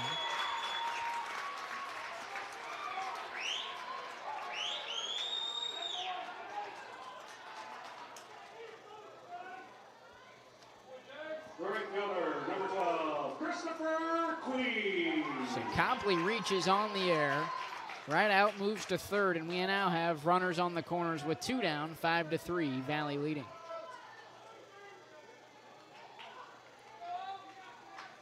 We'll see if Copley is going to be on the move here. He will remain put on the first off-speed pitch, so 1-0 here for the 3-hole Chris Queen. Say with Barry being a left-handed thrower, it's more likely to keep Copley at first base. This one line to the left side, fielded by Roth. He'll throw it to second base to Tyler Duncan, and that will end the inning. Valley plates 2 runs and is back out in front 5-3 as we head to the bottom of the 6th. You're watching Ohio High School Baseball on Southern Ohio Sports Authority, presented by OhioHealth.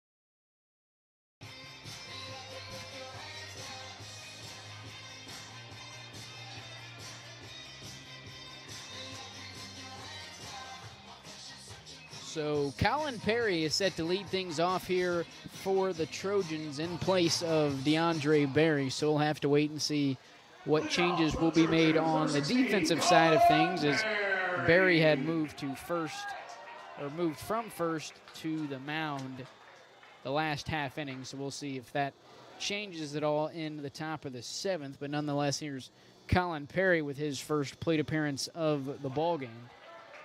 Carson Powell is still on the mound for the Indians after coming in last inning for Carter Nickel, who went 4 1/3. Here's the 1-0 to Perry.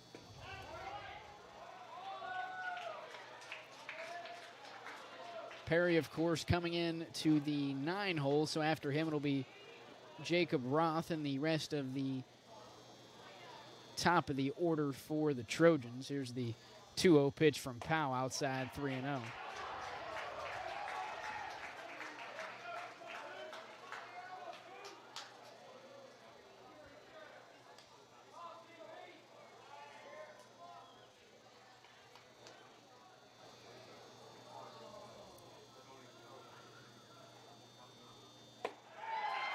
Pitch is upstairs, a leadoff 4-pitch walk for Colin Perry. The shortstop, number 3, Jacob Roth.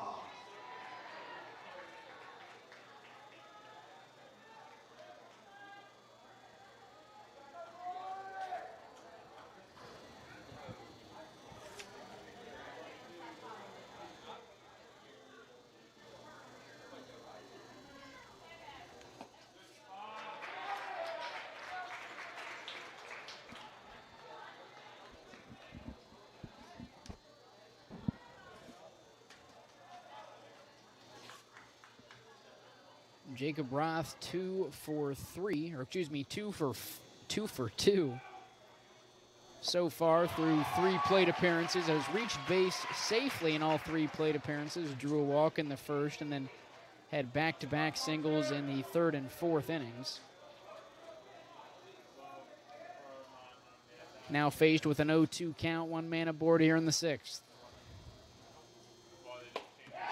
3-pitch strikeout for Powell. His first in relief, one away. Second baseman, number 7, Tyler Duncan. Tyler Duncan now hitless through 3 plate appearances so far.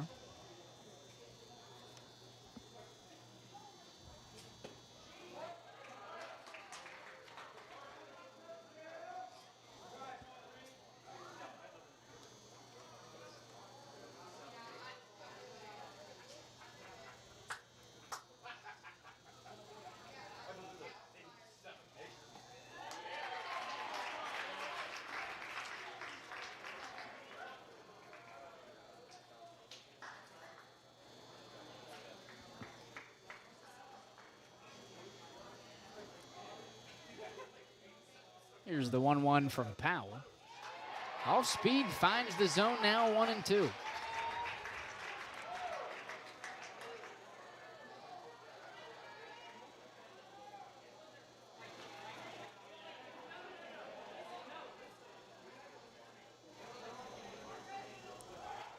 Perry is on the move. This one is fouled away, and we can add that to the collection of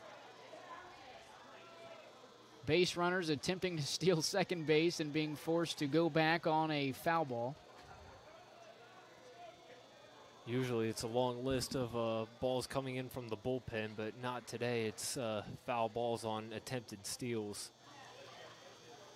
Another 1-2. This one will get through the right side of the infield.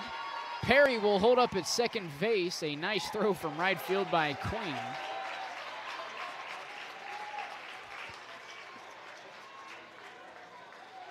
So Duncan with his first knock of the night, now 1 for 4.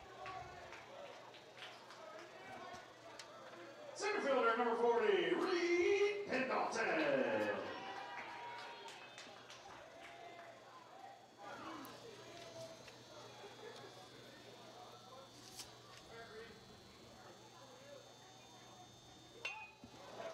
Pendleton now looking to get a bunt down. This one is fouled in between the Trojan dugout and the backstop here at the VA. It'll be interesting to see if, and if so, how they retrieve that ball.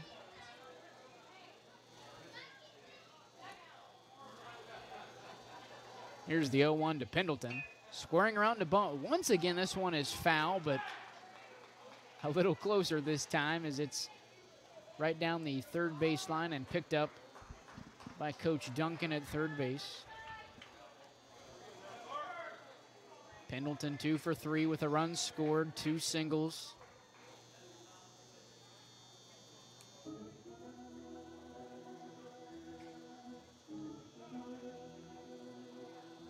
And it appears we're going to have a mound visit here for the Indians. 5-3, Valley leading, 1 out, 0-2 count to the batter, Pendleton, 2 men aboard.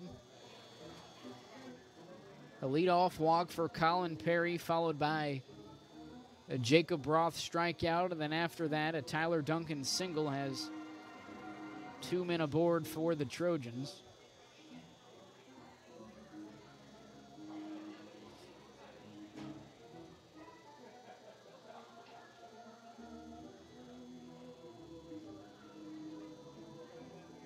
Pierce Powell will stay in the game for Valley.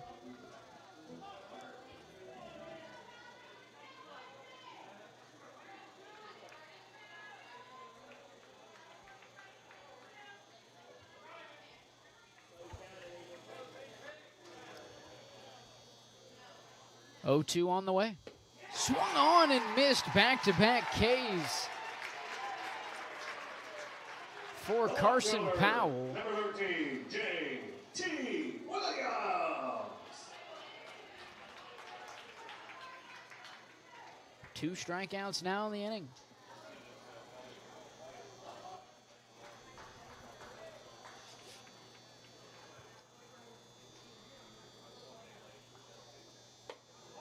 J.T. Williams, the batter now, same situation.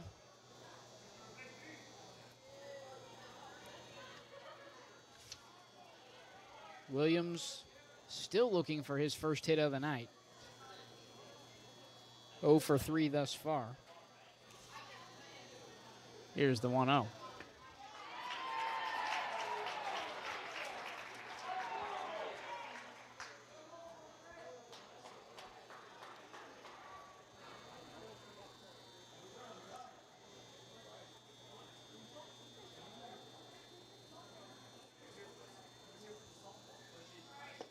Off speed on the 1-1, in there for a cold strike, now 1-2. Powell a strike away from pushing this game into the 7th inning with Valley leading 5-3.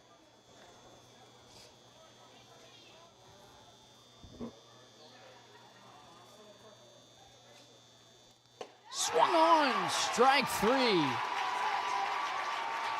We're heading to the 7th, a 3-strikeout inning for Carson Powell. Valley leading 5-3. We'll be back in a moment. You're watching Ohio High School Baseball on Southern Ohio Sports Authority, presented by OhioHealth. See everything Southern Ohio Sports Authority presented by OhioHealth has to offer by visiting our website at SOSAOhio.com for complete.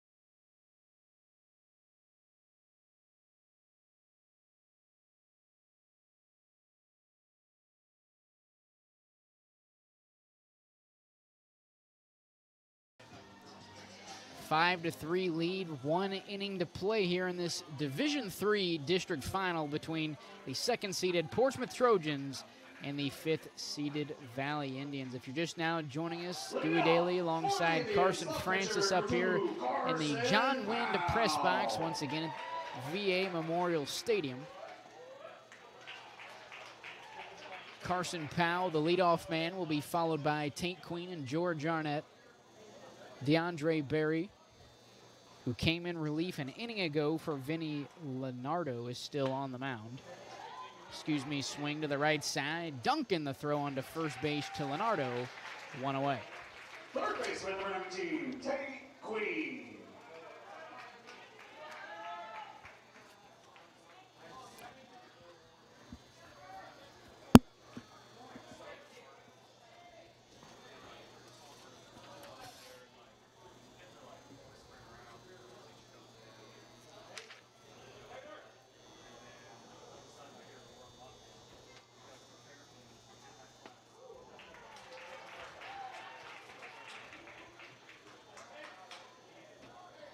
I do wish we had the ability to check the fastball off-speed percentages. I would say DeAndre Berry is probably sitting about 75% off-speed at the moment, as there's 2 of them to start off this at-bat to Tate Queen, 1-1 the count. Although, you know, if you're able to locate the off-speed, why not? Got to do something, just as long as you're keeping them off the bases and off the board. Berry coming into a tight situation, and in reality, if you don't have the error by Amari Harmon on the chopper to the left side, gets out of the inning with allowing any more runs to score. Now that run obviously goes on the ERA of Leonardo.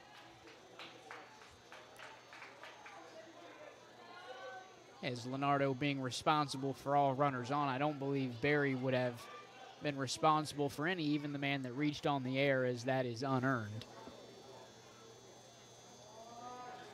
2-2 count here to Queen.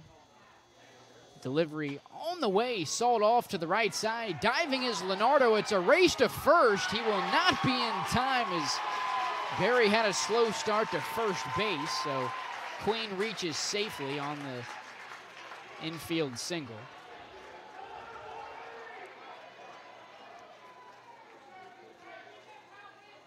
First hit of the afternoon for Tate Queen, now 1 for 3.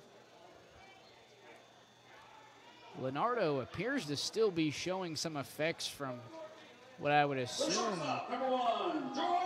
the hit by pitch on what would be his right kneecap a couple innings ago.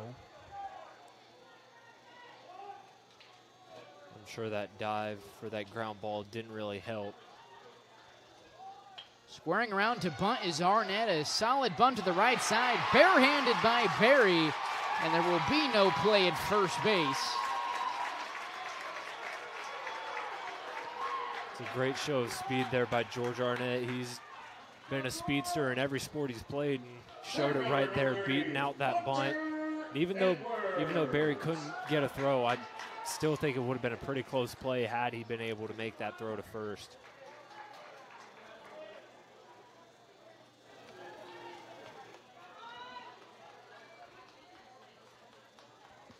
So that'll bring up Hunter Edwards, 1 out.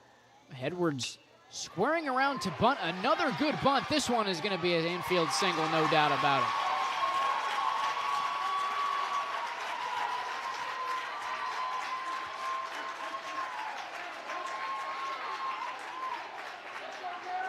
Being a left-handed hitter, he already has a bit of a jump out of the box. You pair that around with an excellent bunt down the third base line. There was no play there at all for Barry.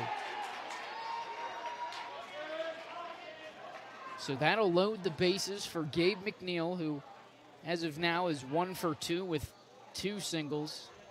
Infield is in. First pitch is upstairs, 1-0. Big pressure moment here for DeAndre Barry and the Portsmouth Trojans, trying to keep it a 2-run game here in the 7th.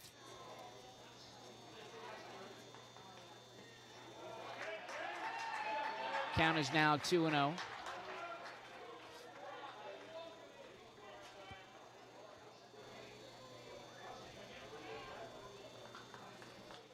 McNeil choked way up on the bat. Now sitting in a 2-1 count.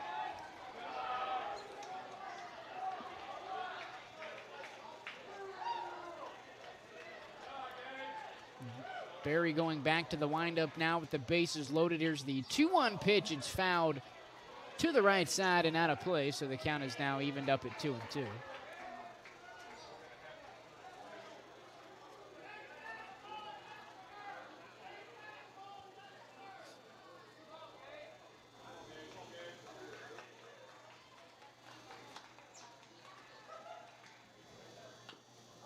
This one once again chopped straight back and foul. So far, Valley has had 2 different innings where they've stranded a runner at third base. So we'll see if they add on here. This one also chopped foul, so it'll remain a 2-ball, 2-strike count here for Gabe McNeil.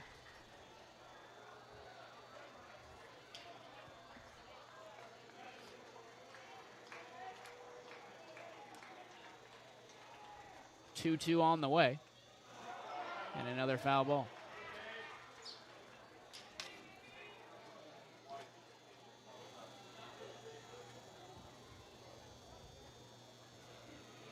Appears Trevin Brooks may have caught a piece of the foul ball, so he'll take a moment to regroup here. 5-3, Valley leading is our score. Although the Indians heavily threatening here in the top of the 7th inning. Bases juiced, 1 out.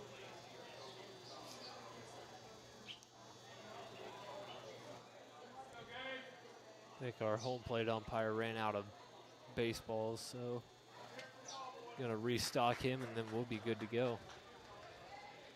Good guy, Chad Jenkins, making sure this D3 tournament runs as smoothly as possible.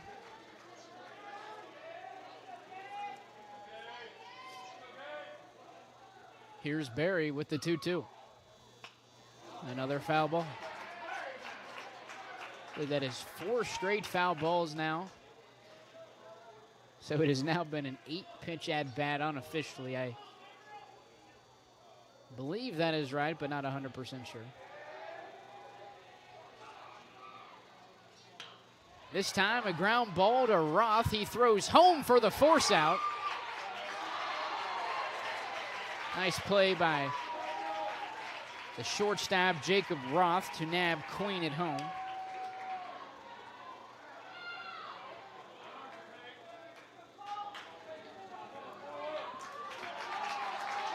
Second baseman, number 4, Cole Buckle. All other runners advance 90 feet.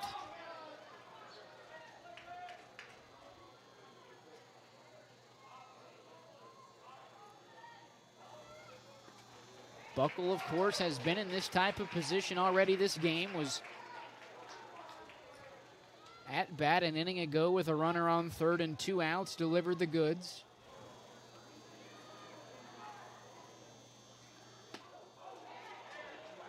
Gave the Indians what was then a 4-3 lead. Of course, Buckle would end up coming around to score himself to make it 5-3. Here's the 1-1.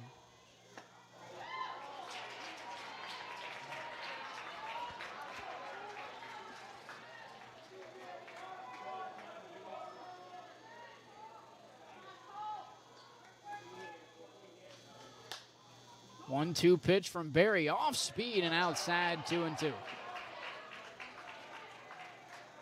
Top of the order.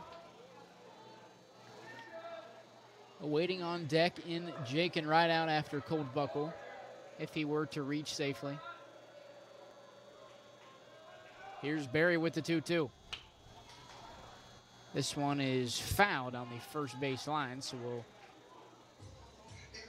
try the 2-2 pitch again here with 2 down on the top of the 7th inning. DeAndre Barry looking to make it out of this inning unscathed and keeping it a 2-run ball game as we head to the final half inning of regulation here. Nice stop there by Trevin Brooks. Count is now full, 2 down, bases loaded, so all runners will be on the move. So that makes a base hit just that more dangerous here, as all runners will have a running start, especially with Barry being in the windup, which will not prove to work as that walks in a run. All runners advance 90 feet, an RBI walk for Buckle.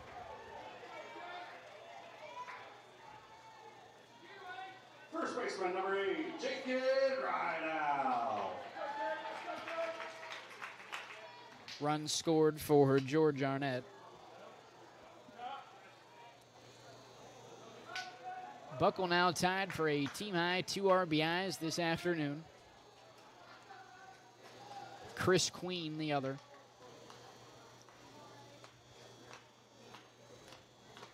Here's the 0-1.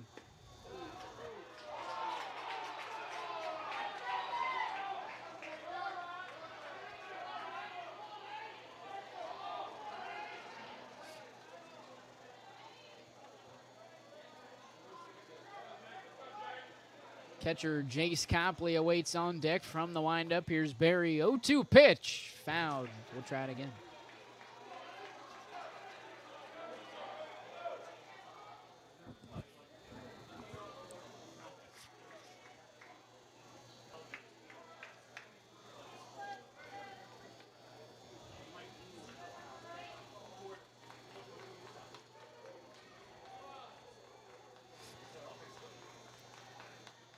Oh, 2 pitch on the way from Barry. Chopper right up the middle. Roth gloves it. Throw on the run to first. A diving right out is not in time.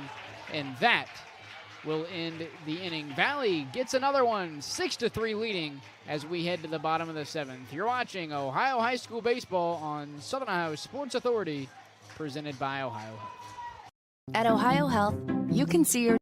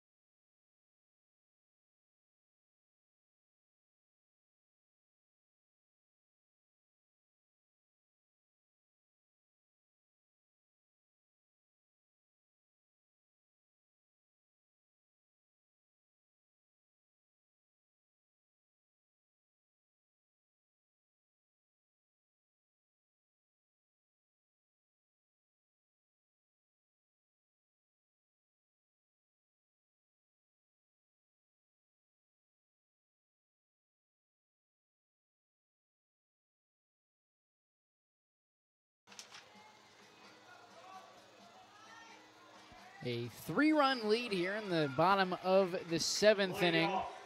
Valley looking to close out their 3rd straight district title. It would be their first in Division III, the past 2, of course, being Division IV. Trevin Brooks set to lead things off here for the Trojans. The rest of the due-up will be the 3rd baseman, Amari Harmon, and then the now 1st baseman, Vinny Leonardo. Here's the 1-0 from Powell. It is smoked down the 3rd baseline and foul. And eventually actually trickling back into play. What an honor it'd be for this senior group at Valley. 3 years of high school baseball. Obviously, they didn't have their first year because of COVID, but 3 years of high school baseball, 3 district titles. That'd be something special. 3 district titles so far, 1 regional as well, looking to make it a 2nd if they were to win this game and advance to the Sweet 16.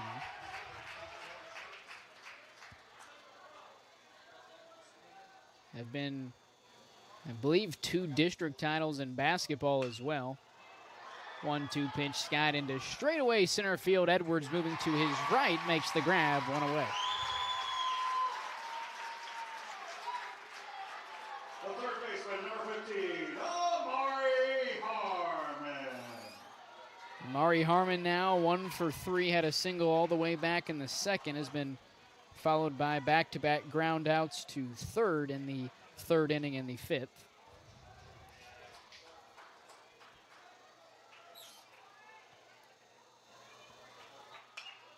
First pitch swinging, another fly ball hit out to Edwards in center field, nearly the same exact place, 2 away. The 1st baseman, number 9, Vinny Leonardo.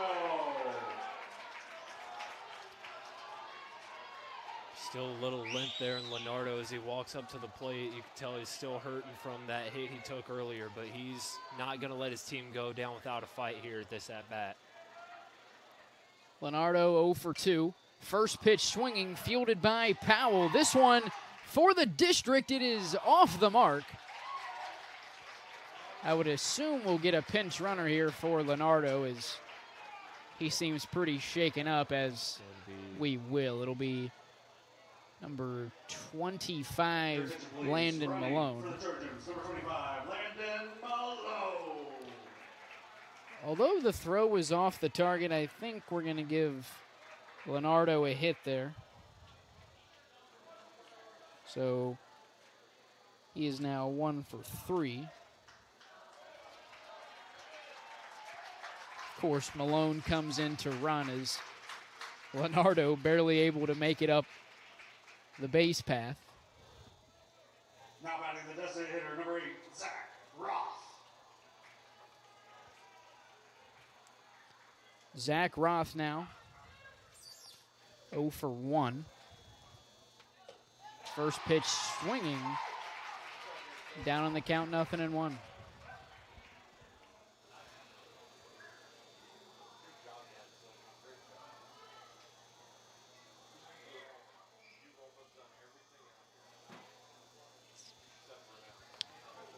Off speed on the 0-1, nearly catches a piece of Roth, nonetheless evens it up at 1-1.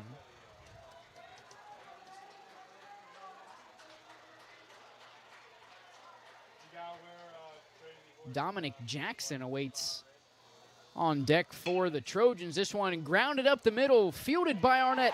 He'll step on second, and for the third time in as many seasons, the Valley Indians are district champions.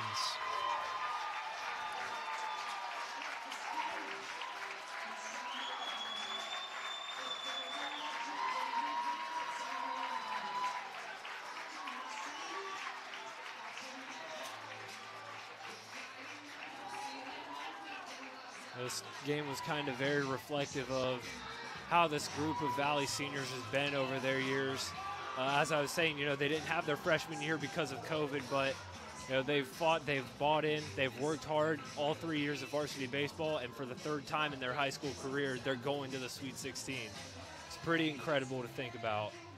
A district title along with a regional title back in 21, a trip to Canal Park to the state tournament. Once again, that was in 2021, and then a season ago, another district title, making it back-to-back in D4. They make the jump to D3, different division, Carson. It doesn't matter. Another district title for the Indians. But shortly we will have our awards presentations for the two A teams. 100% district title winning percentage for these Indian seniors. As you mentioned, no freshman year due to the 2020 season being canceled.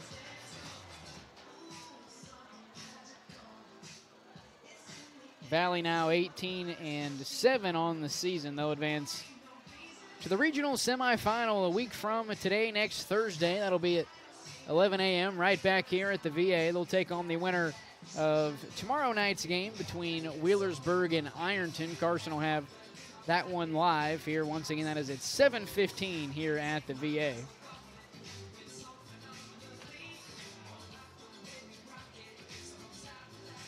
And then after that, I believe the regional final may be played at Lancaster. It'll be at Beavers Field in Lancaster, and that I believe it'll be Friday. As in Friday the day after?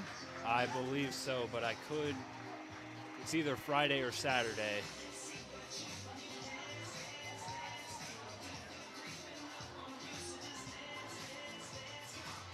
Once again, a 6-3 district title win for the Valley Indians. As usual, we'll have the trophy presentation here for both teams, so we'll quickly step aside, and if you hang around long enough, we'll be here after the trophy presentation with all of our stats finalized from tonight's game. Once again, Valley on top, 6-3, their third straight district championship. First, for the 2023 district runner-up, Portsmouth Trojans.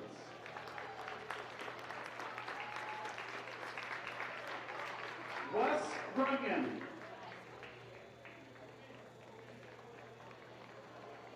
Landon Malone. Andrew Berry. Nick Copley. Dominic Jackson. Preston Krebs. Leland Skurlock. Colin Perry. Jake Carter.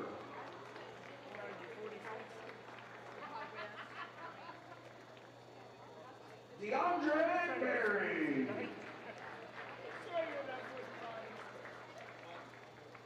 Nathaniel Berry.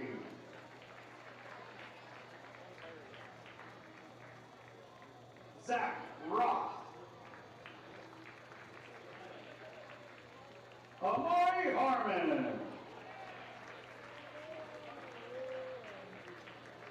Trevin Brooks.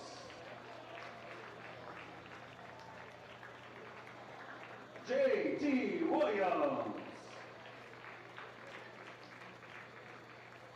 Jacob Roth. Reed Pendleton. Tyler Duncan.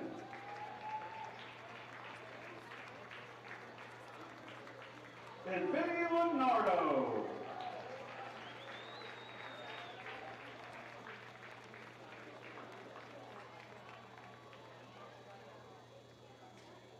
Head coach Aaron Duncan. And his staff, Randy Nelson, Michael Duncan, Virgil Howard, Brian Barney, and Christian Keys.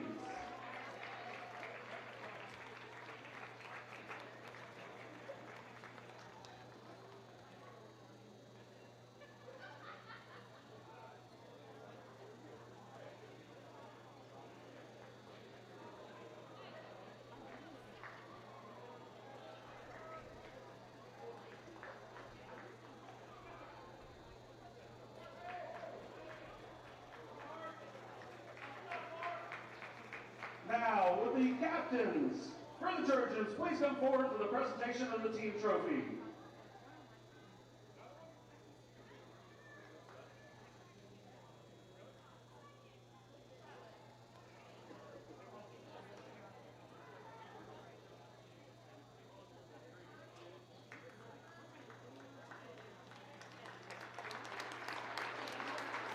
Congratulations to the Trojans on an outstanding season. Sectional champions, district runner-up, and 24 wins on the season.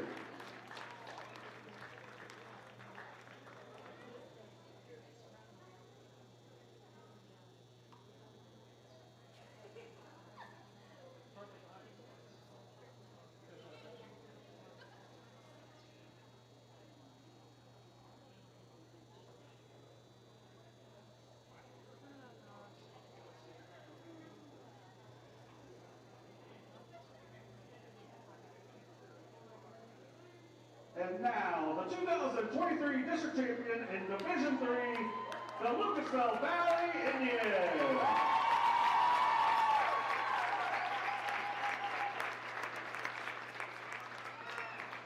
Braden Cyrus.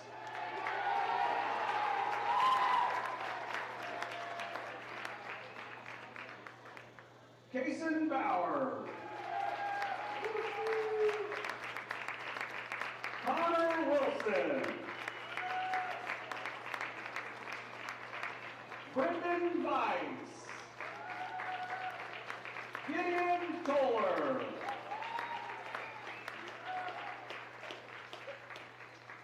Marcus Frankie.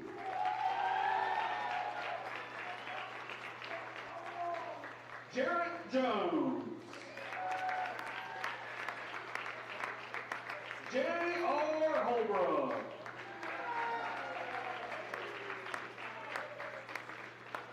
Tristan Wood.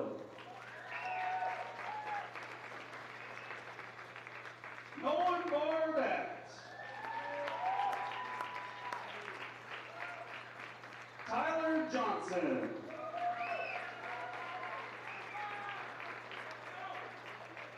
Gabe McNeil.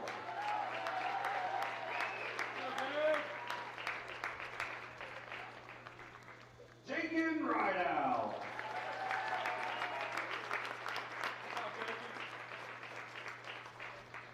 Jace Copley.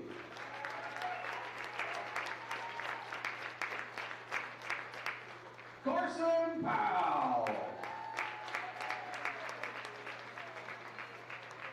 Colt Buckle.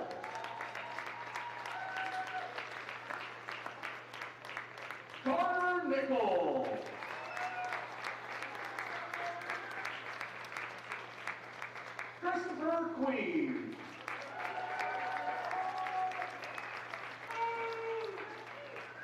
Tate Queen. Hunter Edwards. And George Arnett.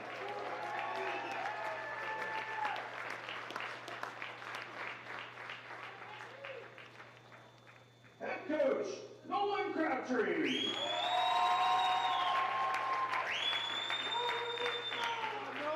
And his staff of Logan Crabtree, Blake Howard, Jared Morrow, Max Harley, and Amber Howe.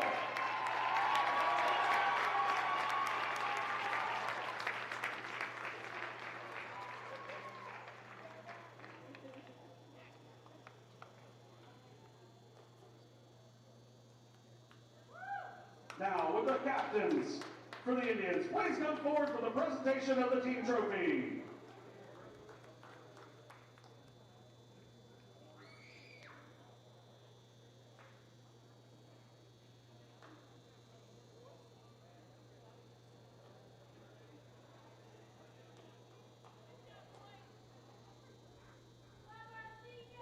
Congratulations to the Indians, who will now advance to the district semifinal regional semifinal on Thursday, June 1st at 11 a.m. here at VA Memorial Stadium. Thank you to the Chillicothe Paints and Chad Jenkins for serving as hosts for the district championship. Thank you for your attendance and support of the Ohio High School student athletes, and please drive home safely.